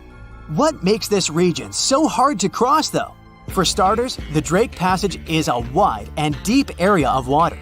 It's about 500 miles wide and has a depth of 15,000 feet. Even the most experienced sailors who cross the passage every year say it can be dangerous, unpredictable, and even scary at times. And that's even considering the modern technologies we have today. The area is a mix of warm and cold temperatures, which can result in ravishing storms. Strong winds from the west push the water from the Pacific Ocean into the passage, creating waves and swells that can reach up to 30 feet or more. If accidents happen here, things can get ugly faster than anywhere else. The Drake Passage is a part of the ocean where the water is very cold and has strong currents. The bottom of the ocean there is also not stable, making it harder to find things like a plane or a ship. These days, we have modern technology that helps us feel safe, even when we're passing through rough seas. However, if you are planning to travel by boat to Antarctica, make sure you're ready for the rough sea in the Drake Passage, and for feeling a little uneasy. This can happen even to the most experienced of people when the waters are rough, but it's especially tough if it's your first time. Some people bring remedies to avoid feeling sick, like ginger gum or scented wristbands. Others find it helpful to look at the horizon. Test things out to see what works for you. Once you arrive at the Drake Passage, you'll be surprised to see that lots of different animals live there. You can see many types of dolphins, birds, whales, and penguins. The water in the Drake Passage is also good for small animals like plankton, krill, which bigger animals such as whales, penguins, and seals generally have on their daily menus. As you get closer to Antarctica, watch out for the South Shetland Islands. These might be the first pieces of land you'll see. They're also located in the Antarctic Peninsula and were first discovered in 1819 by British explorer William Smith.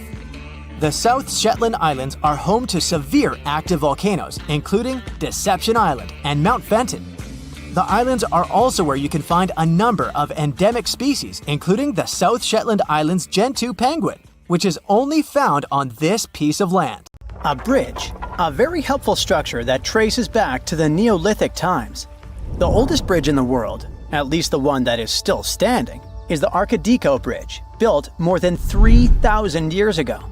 But there's a river you cannot cross using a bridge, the Amazon River, the largest and longest river in the world. Okay, the Nile River is actually the longest river in the world, but the Amazon wants both titles for itself. The Amazon River is born in Peru and crosses Colombia and Brazil until it reaches a massive delta at the Atlantic Ocean. Its waters travel a longer distance than Frodo and Sam, and yet not a single bridge has ever been built over it. Why is that? First of all, seasonal floods change the size of the river. During dry seasons, the Amazon is about 3 miles wide, but during heavy rains, it can get up to 30 miles wide in a few weeks. Not only that, but the flood also makes the river change its position. Now imagine trying to build a bridge in a place where the ground turns into water for about 4 months. Not an impossible task, but not the easiest one either. Now, if you look back at your geography classes, you might remember that the soil of the riverbank can be very soft, especially in the Amazon, which means it can erode and shift. Heavy rains also create marshes, a type of wetlands that actually reduces the magnitude of the floods and purifies the water. It's also home to many animals. This means that to build a bridge, part of this wetland would have to be drained, which would ruin the lives of all those animals. Besides, the foundations of said bridge would have to be deep, and that would cost a lot of money. The rain creates yet another problem for the potential bridge. It increases the river's water level by 13 to almost 50 feet. Of course, bridges have been built in deep rivers before, like the Padma Bridge, a gigantic structure with a foundation of 417 feet. But because the soil of the Amazon River can erode easily, a bridge would have to be built using floating structures, known as pontoons, and they're not helpful in a river that changes depth whenever it feels like it. Next on our list of things that are a problem to human endeavors is the Amazon rainforest. This forest spreads over 9 countries and is so big and so dense it could cover about half of Europe. This means that a bridge would almost likely connect one patch of the forest to another.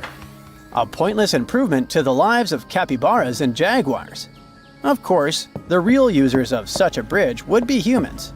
Most people live around the tributaries of the Amazon River, not around the river itself, because who wants to live like a beaver at a dam? There's even a state called Amapá on the left side of the Amazon River that is completely cut off from the rest of Brazil. You could easily take your car and visit its neighbor, a place called French Guiana. But if you wanted to go to another part of Brazil, you'd have to find other means of transportation.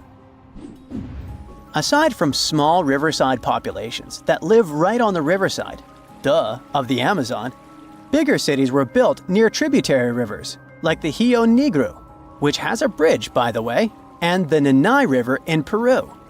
The bridges that go over the Nanay and the Rio Negro are the only 2 bridges over the rivers in the Amazon basin. The lack of good roads and highways inside the Amazon also makes the creation of bridges a pointless endeavor. Back in the 70s, humans had big ideas on how to explore the Amazon ever more, which is why they decided to build a highway which would cut the Amazon basin from left to right.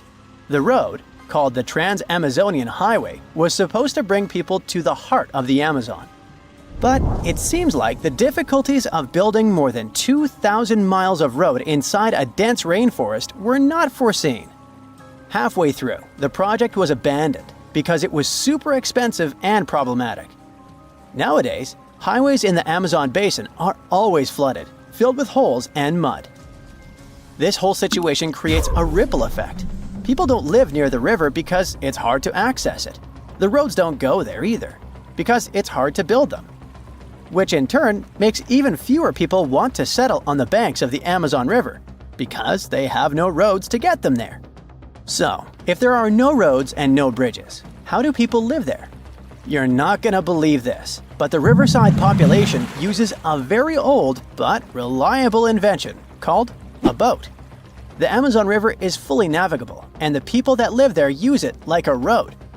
Much like motorcycles, cars, and buses, the Amazon River has canoes, speedboats, and ferries.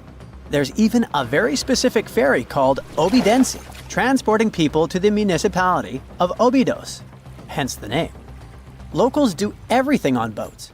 They even have a boat hospital that floats around and visits riverside populations, and a boat bank, so you can do all your bank-related things while looking at the vastness of the Amazon.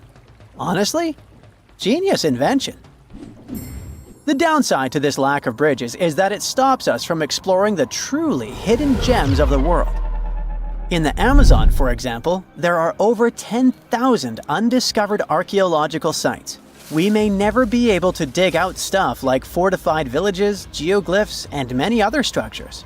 It would be pretty neat to go full-on Lara Croft in the middle of the Amazon, but these findings are tucked deep in the heart of the forest. At the same time, only on a boat are you able to witness the crazy phenomenon of the unmixed waters of the Rio Negro and the Solimões on the Amazon River. For more than 3 miles, these 2 tributaries of the Amazon River flow side by side without mixing. The speed and the temperature of these waters are different, so you'll see a river that looks like coffee and Coca-Cola mixed. This awesome phenomenon is called the meeting of waters. But the Amazon River is not the only river in the world deemed bridgeless. The Congo River, the second longest river in Africa, only has 1 bridge crossing it. The 2 Congos. Yes, there are 2 different countries in the world named Congo, are separated by the Congo River, and so far, no roads connect them. Also, fun fact, some geologists believe that back when Gondwana existed and the continents were all cuddled together, the Amazon and the Congo River were one river connected to each other. Another place with a lack of bridges is the east side of the Thames in London. The west side of the river is narrower, which makes building a bridge easier. There are about 33 bridges on the west side alone, but if you want to cross the river from the east side, it's gonna be a hassle. The thing is, back in the 1800s, shipping companies decided that building too many bridges over the Thames was too expensive, because this was a shipping route and the bridges would have to be taller than usual. The structure would also have to be long, since some parts of the Thames are about 1,870 feet wide. But building long bridges is not a problem per se. In Rio de Janeiro, for example, you can find the Rio Niterói Bridge, which is about 8.26 miles long. Back when it was built in the 70s, it was the second longest bridge in the world. The bridge is so long that in 2018, a girl was born while her mother was crossing it, and now the birthplace in her birth certificate is literally the bridge. There's also no U-turn on it, so if you drive onto the bridge by mistake, you're in for a long drive. So next time you feel like exploring the Amazon, remember to pack your own boat. Being afraid of the ocean is a very understandable fear. We have it in our genes. In the past, humans had to avoid certain dangerous situations, like big animals and deep bodies of water, in order to survive. Plus, we've only explored 5% of the oceans, so we never know what we can stumble upon there. In regular conditions, GoPro is just a camera. But if you find it lying at the bottom of a 400-foot pit in the middle of the Caribbean Sea, that will make your blood run cold. I know 400 feet may not seem like much, but a person who is deep diving for fun usually can swim from 59 to 98 feet deep only, unless they're a professional diver. But say you made it to that pit and retrieved that GoPro. That would have still been fatal to you. In this specific hole where the camera was found, there would be a layer of hydrogen sulfide, a very dangerous and foul-smelling gas, at the mark of 300 feet. The gadget was 100 feet lower, alongside its owners, two long-lost explorers. To this day, very few people manage to dive this deep and go back unscraped. In fact, the deceased explorers were found only with the help of submarines. Now, you might be curious about the content of the GoPro. In stories like this, we expect proof of foul play or sinister footage. But the only thing found there were the images of happy times the explorers had during their trip. A sad ending to a vacay. Now, in deep waters, you can also find many species that seem to be otherworldly, but in a cute and interesting way, like the alien sponge. This fun little fella is a sponge first seen near the Mariana Trench in 2016. It's actually part of an ecosystem dubbed Forest of the Weird. Okay, this makes it sound a bit creepy. And what adds to the weirdness is the fact that the alien sponge had two little holes that resemble little eyes, so like it's peeking at you. Ah, another fun fact? The skeleton of this type of sponge is made of glass. And if you're afraid of cockroaches, I'll let you take a deep breath here. Ready? Cool. Because on the ocean floor, there are more than 20 different types of giant isopods, beetle lookalikes, that can be as big as 14 inches. Yikes! But fear not, these guys usually roam the ocean floor for food. So, unless you dive 7,000 feet, which we've just seen is not possible, you won't run into them. Now, despite the horror movie name, the bloody belly comb jelly is actually a fascinating creature you can also find in the ocean. They live in the twilight zone of the ocean, which is between 820 and 4,900 feet below sea level. Pretty far from where you usually soak your feet. But what's so cool about this jelly is its color. Because in the twilight zone, the light is very scarce. Many animals either emit a faint glow like the anglerfish or create a camouflage. The jelly here is blood red because, in the pitch-black darkness of the ocean, other animals won't see a digesting, colorful, bioluminescent prey inside its stomach.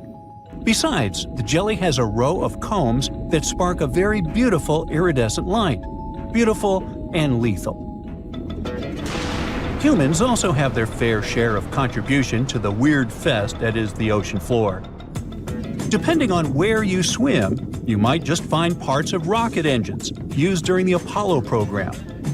Now, when a rocket is launched into space, parts of it are dropped into the ocean where it runs out of propellant, making the rocket itself lighter. And a part of the Apollo 11 rocket engine, yes, that one that first took humans to land on the moon, was actually recovered from the ocean after more than 4 decades. And you can see it at the Museum of Flight in Seattle. Not a space fan? Well, there's something for the Oregon Trail lovers too. There are 2 locomotives living their best lives, or worst, depending on your point of view, just off the coast of New Jersey. They're from the 1850s and are sitting under 90 feet of water. They probably fell off of a transportation ship during a rough storm, or were intentionally pushed over the barge so that the ship didn't sink. Most of these things can only be seen while diving, but worry not. Even if you have a lingering fear of the deep ocean, you can still find weird things by simply walking on the beach. Look at these bizarre Garfield landline phones washed away in Brittany, France. The French have been having bizarre encounters with the sarcastic orange cat since the 80s, and it took about 30 years for French farmer René Morvan to come forward with a simple explanation. A shipping container with Garfield merchandise got stranded in the sea, only to find its final resting place in a sea cave. We bet Brittany locals are still haunted by the creepy smile of that landline phone. And just like a storm uncovered the Garfield secret stash, it also moved a few ships that sank more than 600 years ago. But this is not a simple Titanic story. It actually sounds more like Pirates of the Caribbean, because when the storm moved those old ships, authorities from Caesarea found 2,000 gold coins, some silver and bronze coins, gemstones, and rings. It was a bigger treasure than a dragon could hoard. But don't get your hopes up. Even though most of the underwater archaeological zones in this region are open to divers, these treasures are safely tucked away in a museum. Speaking of pirates, and I was, another weird thing you can find chillin' in the ocean is the pirate city of Port Royal, Jamaica. In 1692, the city was devastated by an earthquake, followed by a tsunami. A really bad twofer. But the good news is, you can still visit it today, well, scuba diving, that is. This is actually not the only sunken city in the world. There's also Thonis Heracleion in Egypt, which is not at the bottom of the sea per se, but at the mouth of the Nile River. There's also Baiae, a Roman town built atop a supervolcano. Now, you might be thinking Baiae had the same fate as Pompeii, but guess what? The floor actually sank and the town went down with it. So, have you ever heard of underwater crop circles? Back in 1995, divers in Japan spotted perfectly round circles formed in the sand. They were 6 feet in diameter and looked like those crop circles from sci-fi movies. Scientists simply couldn't figure out what or who did it until they caught the culprit red-handed, a tiny male pufferfish only 4 inches long. This little guy uses its body and fins to draw circles and squiggles and decorates his creation with seashells and corals. It takes the fish about a week to do so.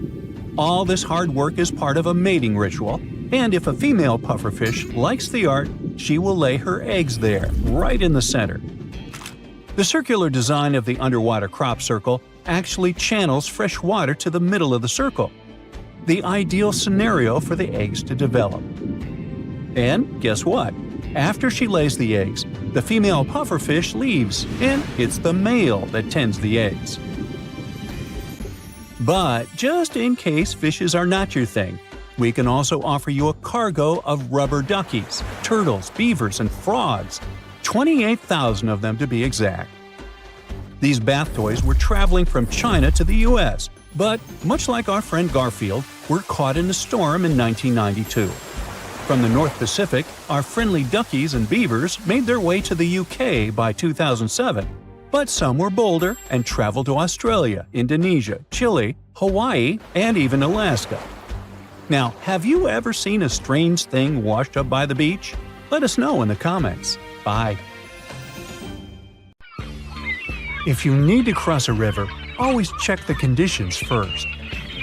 Choose the narrowest point where the current is slow and try to avoid deep and fast-moving areas. If you have an opportunity, put on sturdy footwear and find a walking stick. It'll keep you more stable. When crossing, always face upstream and maintain a slight angle. If you're moving in a group, link arms. It'll provide you with additional support. If the conditions become too challenging, turn back immediately. And never try to cross a river at night. That's one of the most dangerous things you can do. Rip currents are strong, narrow currents flowing outward from the beach through the surf zone. They present an immense hazard to swimmers. If you get caught in a rip current, try to remain as calm as possible. Move parallel to the shore until you get out of the current. After that, swim back to the shore. If you can't get out of the current, float or tread water and signal for assistance. You can do it by raising one arm and waving. If you accidentally fall into rapids, immediately grab onto something you can find around you, like a log or a bunch of sticks. It might prevent you from being dragged further away. Even if you feel that the water is quite shallow, don't stand up trying to walk the shore. You might get dragged down by the current again. Instead, try to swim down the river, moving closer to the shore. Or you can float on your back with your feet pointed downstream. This way your head will be more protected. Once you reach a calmer spot, flip over and swim diagonally toward the shore. If you're at sea and spot a whirlpool coming towards you, don't panic. If you understand which way it's spinning, ride to its side and use the whirlpool's current to catapult you out of danger. If you start fighting it, you're likely to get pulled inside. There's also a chance a whirlpool will dissolve or become weaker closer to the bottom. So if you do get trapped by it, take a big deep breath and wait for an opportunity to swim up and away. If you're nearing a waterfall edge and realize that the plunge is possible, take a deep breath right before going over and prepare yourself for the drop. Try to position your body so that you'll be going down feet first. Wrap your arms around your head with your elbows pressed to your nose. It's a relatively effective way to seal it from water. Then tense your muscles and press your legs and feet together. Don't forget to close your mouth and eyes tightly. Once you hit the water at the bottom of the waterfall, start swimming away even before coming to the surface. If you've fallen into the water from a ship or a boat, first of all, scan the area around you to see if anything that floats has fallen into the water with you. It can be a pool noodle or an empty jug. Swim towards this object. If you're lucky enough to be wearing a life jacket, swim sideways or use backstrokes for short intervals to conserve energy. Once you reach the object, hold on to it and don't let go. If you see something bright, yellow, orange, or red, in the water, keep it. These colors are some of the most visible ones. They can help rescuers spot you. You must slow down the rate at which your body is cooling down. You can do it by floating, not swimming. In calm waters, you can float horizontally with your knees raised to your chest. If the conditions are rough, it's better to float vertically, focusing on not inhaling water. If you start moving around a lot, the air trapped in your clothing and shoes will disperse, making you less buoyant. So, stay as still as you can. Tsunamis often happen after serious earthquakes in areas with large bodies of water. The most dangerous thing about them is that they move extremely fast and often flood populated districts without any warning. The first thing you need to do is move as far away from the shore as possible and find some higher ground. It's great if you manage to get up as high as 100 feet above sea level. Using tall buildings and high trees to seek shelter is not recommended, but if you don't have any other options, climb as high as you can. If you live in an area that can be affected by a tsunami, plan an evacuation route in advance. This will help you gather yourself in a critical situation. If you've fallen through the ice into freezing water, try to get back to the edge of the ice. Don't pull yourself out by grabbing. The edge will keep breaking, and you'll exhaust yourself in no time.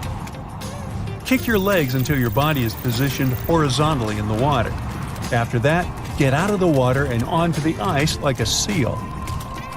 Once you've made it there, don't stand up. Remain spread out. This way, your weight will be distributed over a larger area. Then, the ice will be less likely to break. If you're falling from a cliff, do your best to break your fall into several parts. The shorter they are, the better. Each of the segments will absorb some impact of the fall, and you'll have much higher chances to survive. Try to grab onto a sturdy object, like a bush or a rock, on your way to the bottom to slow your fall. There's a survival myth that it's safe to drink salt water in small amounts, but such a delusion can have very dramatic consequences. Drinking any amount of salt water will lead to dehydration. It's better not to drink anything than to drink salt water. If you've gotten stuck in quicksand, do all you can to keep your head and arms above the surface at all times. Start to carefully wiggle your legs. Quicksand will fill the space previously occupied by your limbs. Then stretch out on your back. It'll increase your surface area. Keep making tiny movements until your legs are free. You can also use backstroke motions with your arms. It'll help you pull your legs out. Try to put your weight onto your right leg and shake your left foot, slowly bringing it closer to the surface. Once you've done it, put your knee on top of the sand so that you're in a kneeling position. With your weight on your left knee, carefully shake your right leg until you can bring it up into a kneeling position too. After that, move off the sand. Make sure not to pull your legs up with too much force because you can tear your knee ligaments. There's a misconception that if you find yourself surrounded by snow with no drinking water at hand, eating snow is the best way to rehydrate.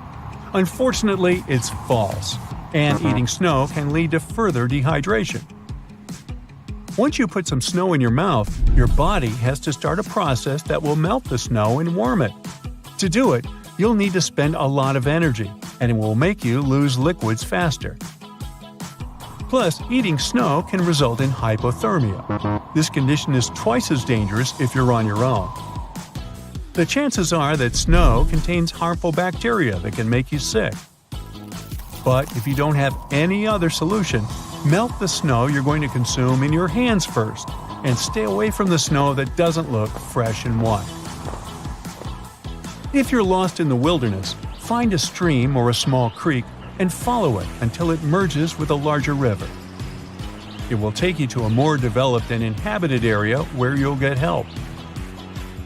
But don't fall for the myth that you can drink the water if you see animals drinking it. If you manage to find a source of water, you need to purify this water first. Your body is very different from those of animals, and if you don't purify the water before drinking it, you can get extremely sick. So, contrary to popular belief, labeling the Nile as the longest river in the world might be a misconception. The measurement of a river's length entails more than simply calculating the distance between its starting point and end point.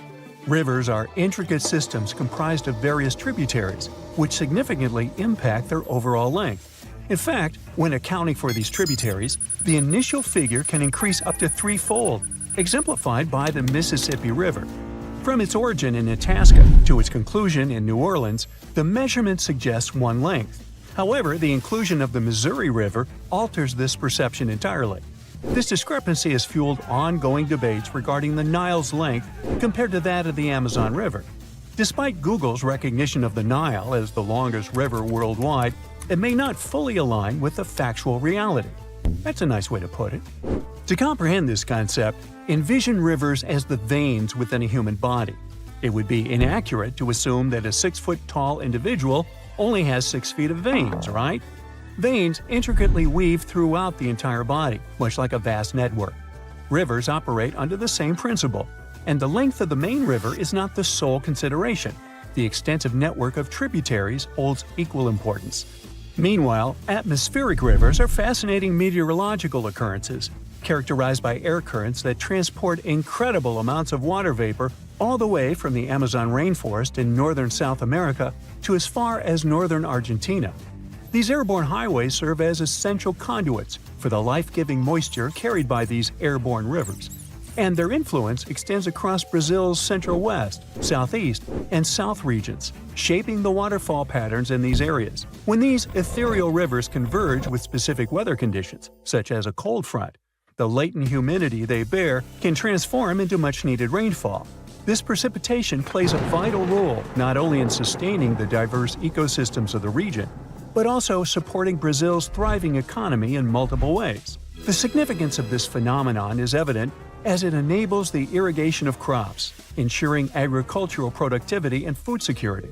Additionally, it replenishes local rivers, keeping the water flow steady and supporting aquatic life. Moreover, the water collected by these rivers is channeled into dam reservoirs, providing a reliable source of energy for the nation. The amount of water carried by the airborne rivers may match or even surpass the enormity of the Amazon's flow.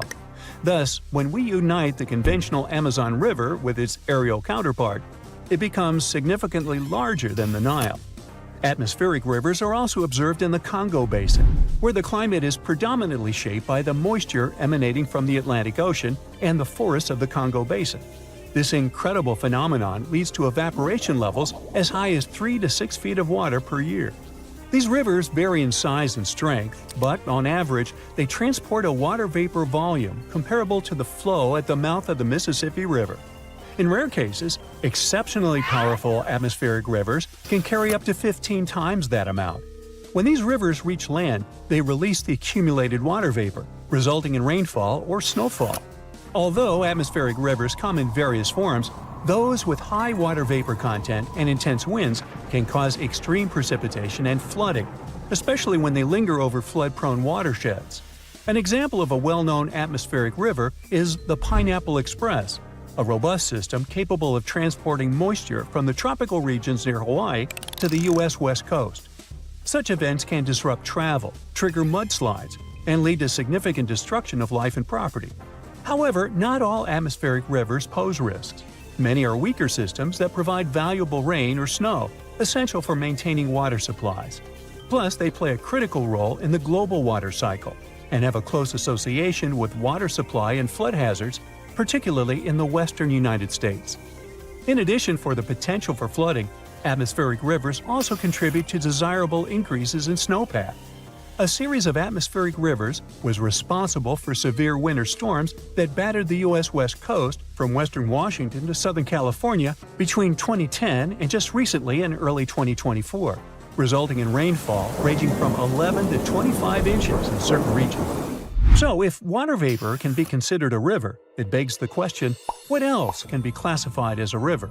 Surprisingly, even without any water, something can still be deemed a river. This fascinating phenomenon is known as a wadi, traditionally referring to a river valley. Wadis can be found in gently sloping, almost flat areas of deserts.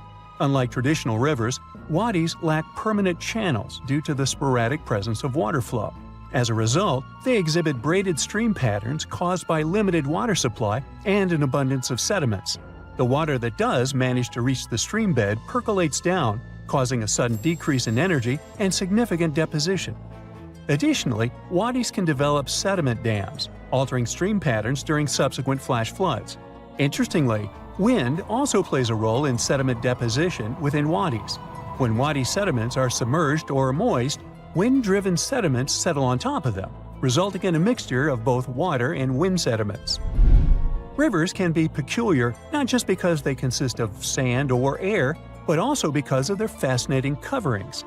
In certain conditions, Scotland's River Dee reveals an intriguing sight: peculiar frozen formations that resemble lily pads. These formations, called ice pancakes or pancake ice, occur naturally when gentle waves cause smooth pieces of ice to collide, resulting in smooth rounded edges. As these ice disks interact with the waves, they gain raised edges, giving them an appearance reminiscent of lily pads. Usually pancake ice has a somewhat slush-like consistency. Some media reports have suggested that the ice on the River Dee formed from frozen foam. But scientists explain that while it is plausible, the pancake ice still develops through the collision process. Over time, these ice pancakes often merge together, forming large sheets of ice. If the ice becomes thick enough and the water remains turbulent, it can bend, fracture, and stack upon itself, creating remarkable structures called ice ridges. Now, imagine a river not made of water but of methane. It may sound like an outlandish idea, but on Saturn's moon Titan, this is actually a reality. Vid Flamina, a fascinating river on Titan, consists of liquid methane and ethane and has drawn comparisons to the mighty Nile. Stretching over 249 miles, it gracefully flows into l'Egea Mare, which is Titan's second-largest hydrocarbon sea. While most of Titan's surface is composed of water ice, Vid Flamina stands out as a breathtaking river that carves canyons into the icy terrain, mimicking solid bedrock. NASA scientists believe that this extraordinary river hosts rapids, whirlpools, and even waterfalls, mirroring the features found in Earth's rivers. When NASA's Cassini probe reached Saturn in 2004, its main goal was to explore this giant planet and its moons. Scientists were particularly interested in finding evidence of liquid methane on Titan due to its unique surface temperature and methane-rich atmosphere. However, initial observations from Cassini concentrated on Titan's equatorial region, disappointed the researchers as they found no signs of seas or rivers. But this disappointment turned into excitement when Cassini's orbit shifted, enabling the team to focus on other areas of Titan's surface using radar techniques. Surprisingly, radar signals bounced off various angled and rough features such as sand dunes, cliffs, and rocks. But when the radar reached Titan's polar regions, the signal ceased, revealing mysterious dark spots resembling lakes, rivers, and tributaries akin to those found on Earth.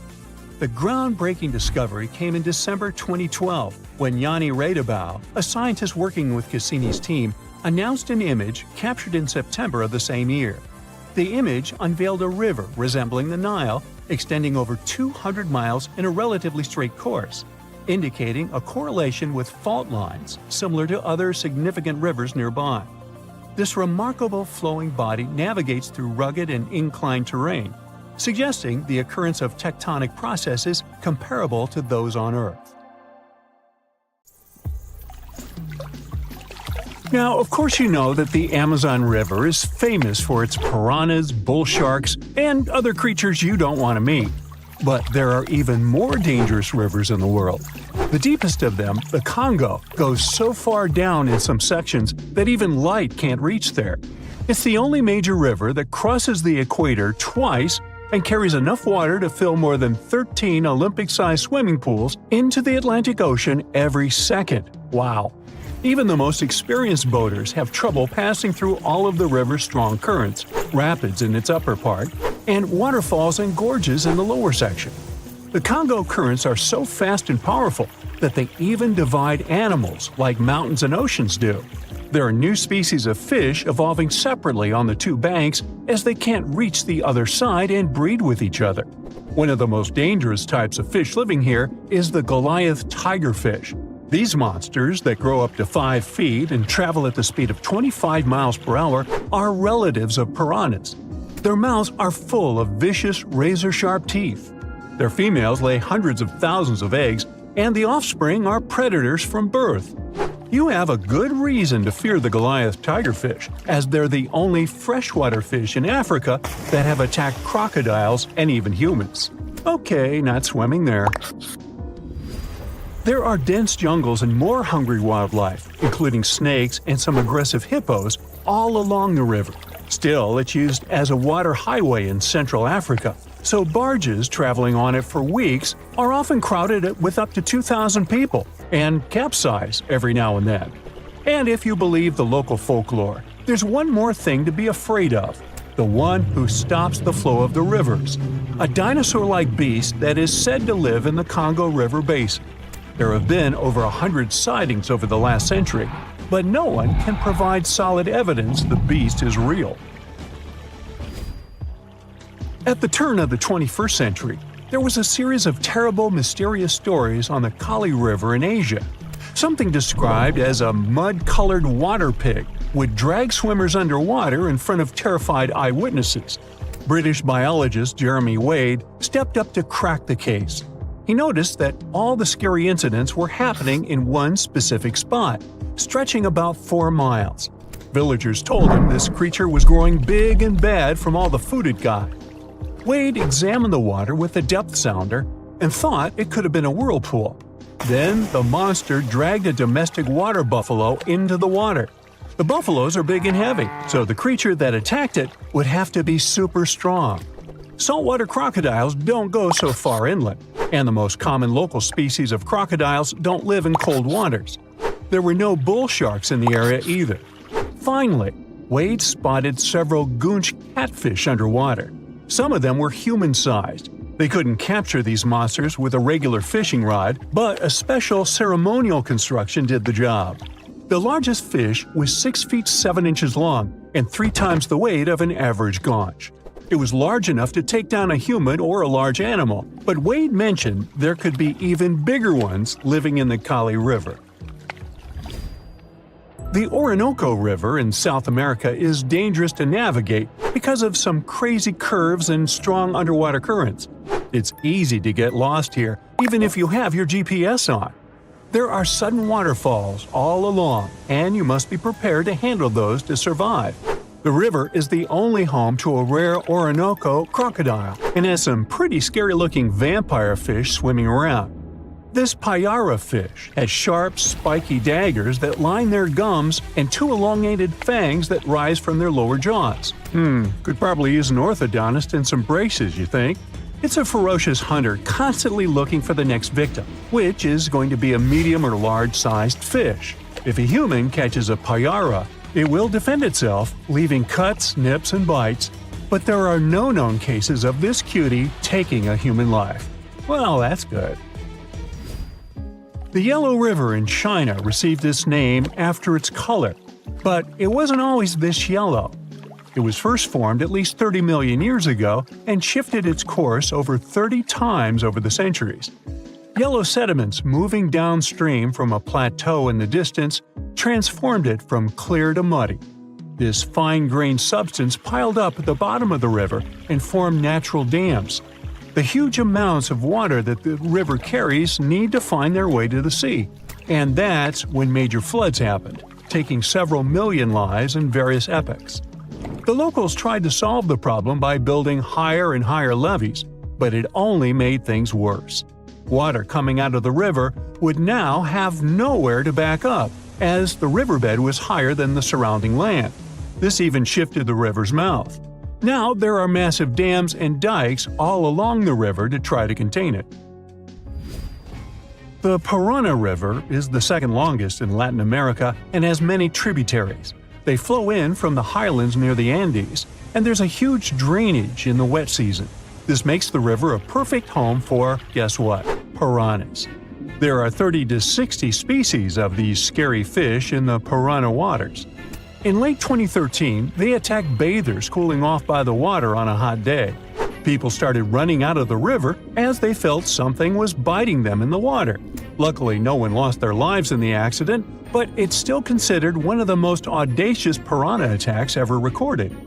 Biologists later determined that the type of piranhas, called palomates, was to blame for this, and humans had probably disturbed their breeding grounds. Well, the piranha also has a strong current that is tricky for boats and swimmers to overcome. Plus, it often floods, which can be dangerous for people living in the surrounding areas. The longest river in the world, the Nile, flows through 11 countries all the way into the Mediterranean Sea.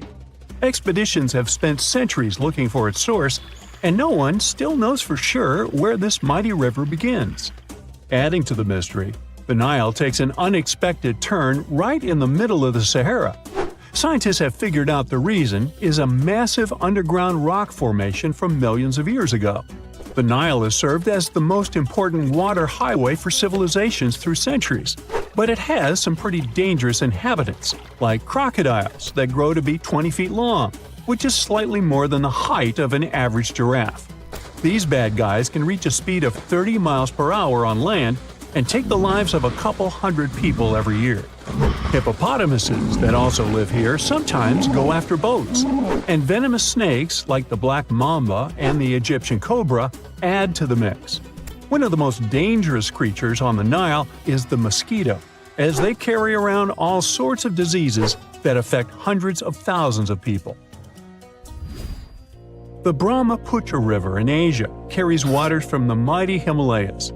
When the snows in the mountains melt, the river floods massively, causing landslides, displacing millions of people, and taking the lives of hundreds of animals in the nearby national parks. Such floods are also common during the monsoon season in India, from June to October, with heavy rains. The course of the Brahmaputra River is changed incredibly over the past 2.5 centuries. Erosion is another danger it's hiding. The banks of the river are mostly made of weak cohesive sand and silt, and even though the erosion rate has gone down, it is still the reason a lot of people lose their land and get displaced. The Brahmaputra is one of the few rivers in the world that has a tidal bore.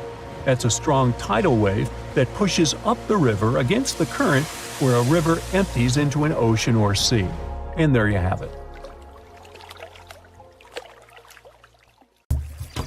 The Amazon River travels through 9 South American countries at a length of over 4,000 miles. Still, it's impossible to cross it by a bridge. With the river being the main highway, traveling through this dense forest, and so few areas populated around the river, there's just no reason to have one. The river can rise up to 30 feet, and the river crossings that were only 3 miles wide can expand to over 30 miles in just a few short weeks in certain spots, making a bridge nearly impossible to build here. In New Zealand, in the coastal town of Mauriki, there are huge spherical boulders. Some rocks are 6.5 feet tall and weigh about 7 tons, as much as 10 cows. Ooh, there's a 10-cow boulder. Maori legend has it that these rocks are from the remains of the goods from a large shipwreck that happened hundreds of years ago. From a more scientific perspective, it's sand and gravel combined to form these giant boulders. Waves and winds give them a smooth, round appearance over time. The whole process might take millions of years. Indonesia's Kaiwan Ijen volcano is famous for a stunning turquoise-colored lake sitting at the top of the peak, but don't dip in. It's an acid lake. But its scariest part is the sulfuric gases leaking out when lava flows freely, reaching temperatures hotter than 1,000 degrees Fahrenheit. When those gases come in contact with the air, they combust into a spectacular electric blue flame. That's why the volcano has blue lava. The island of Surtsey, south of Iceland, was formed over 50 years ago by a volcanic eruption. It all began back in 1963 when a powerful volcanic eruption created one of the youngest islands on the planet. All sorts of bacteria, fungi, and molds began taking over the island, leading to numerous other animals finding their way here, like seals and birds. Birds and ocean waves deposited seeds all over the island. Sadly, the island's getting smaller now because of water and wind erosion.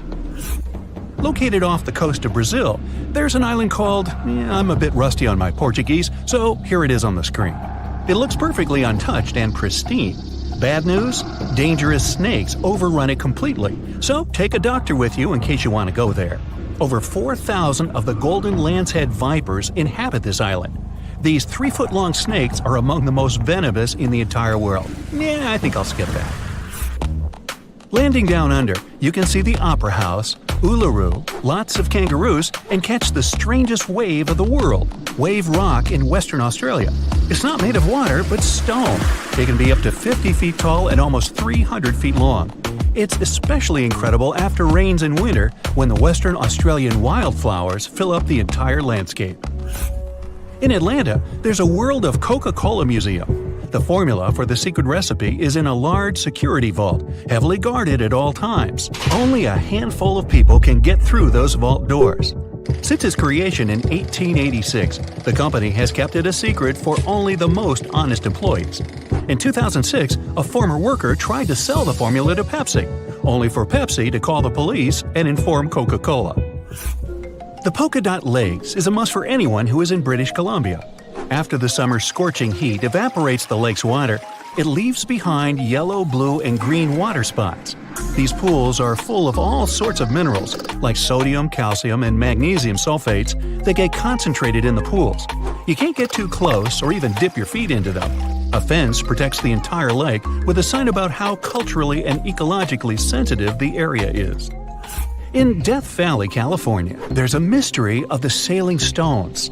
Since the early 1900s, the mystery of how all these stones were seemingly moving by themselves across the desert floor baffled everyone. Some believe that the rocks move by thin pieces of ice around the stones pushed by winds after winter. No one ever saw any of these rocks moving until 2014. Scientists set time-lapse recorders, and the footage showed the rocks sliding along the ground over time. The marble caves in Chile, located in the beautiful area of Patagonia, formed from over 6,000 years of waves wearing down the rocks. The crystal blue walls reflect the vibrant turquoise water, making it perfect for kayaking.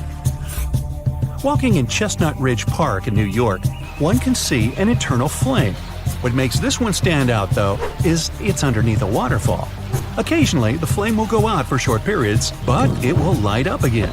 Sometimes it's thanks to certain hikers along the way.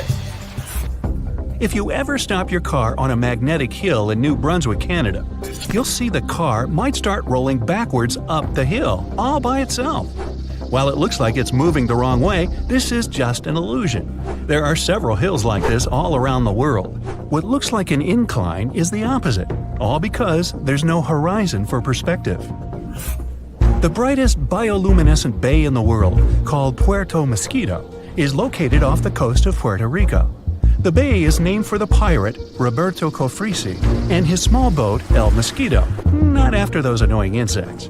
During the summer months, you'll have glassy water at night with millions of tiny microorganisms bumping into each other and emitting blue light. The Chocolate Hills in the Philippines is a group of unusually shaped hills located in the middle of the island of Bohol in the Philippines. There are 1,000 to 2,000 discovered so far. They have nothing to do with chocolate at all, but they resemble the color after the dry season, when the grass turns from green to brown. In the northeastern part of Thailand, 466 miles away from Bangkok, is a 75-million-year-old rock formation sticking right out of the mountains. Their shapes look just like a pod of whales swimming together. No wonder this place is called Three Whale Rocks. Millions of years ago, this area was just a desert, but this land has changed quite dramatically during this time. These sandstone mountains were lifted up by plate tectonics, that's the shifting of the crust layers, called lithosphere, and erosion by the Mekong River, resulting in the strangely shaped rock formations we see today. Salar de Uyuni in Bolivia is the world's largest salt flat. At 4,050 square miles in size, it's twice as large as Grand Canyon National Park. After winter has passed, the salt lake is transformed into a beautiful giant sky-reflecting mirror between September and May. With salt all the way to the horizon, it creates an illusion of endlessness.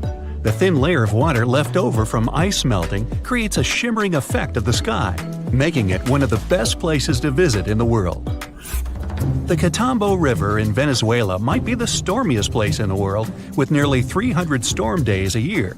The lightning storms are so consistent, and they're predicted 3 months in advance.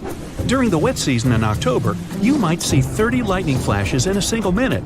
At sunset, strong winds flow around the 3 surrounding mountains, forming storm clouds over the water. When the water droplets of humid air collide with ice crystals from the cold air, the static charges cause a lightning storm that happens nearly every night. Off the southern tip of Japan lies the Yonaguni Formation. Archaeologists believe that the monument belongs to a fabled Pacific civilization, like Atlantis, that vanished beneath the waves thousands of years ago. If it's truly a lost civilization, or just nature having a little fun, this is the site to dive into. Features inside the structure resemble stonework like castles, temples, and a stadium, connected by roads and what seems to be large walls all the way around. There are even marks in the stone that appear to show quarry work, faded faces, and rocks sculpted into animal shapes. Some scientists believe that the symmetry of the stones is not as straight as reported. It appears solid rock rather than carved blocks weathered down by all the water over many years. Plitvice Lakes National Park in Croatia is an interconnected chain of waterfalls, the tallest being 230 feet, and underground water channels, creating natural dams and lakes in such a picturesque environment. Found in the deep woodlands surrounded by meadows brimming with wildflowers, brown bears, gray wolves, lynx, deer, and plenty of rare bird species for birdwatchers call these 115 square miles of the national park home. That's it for today. So hey, if you pacified your curiosity, then give the video a like and share it with your friends. Or if you want more, just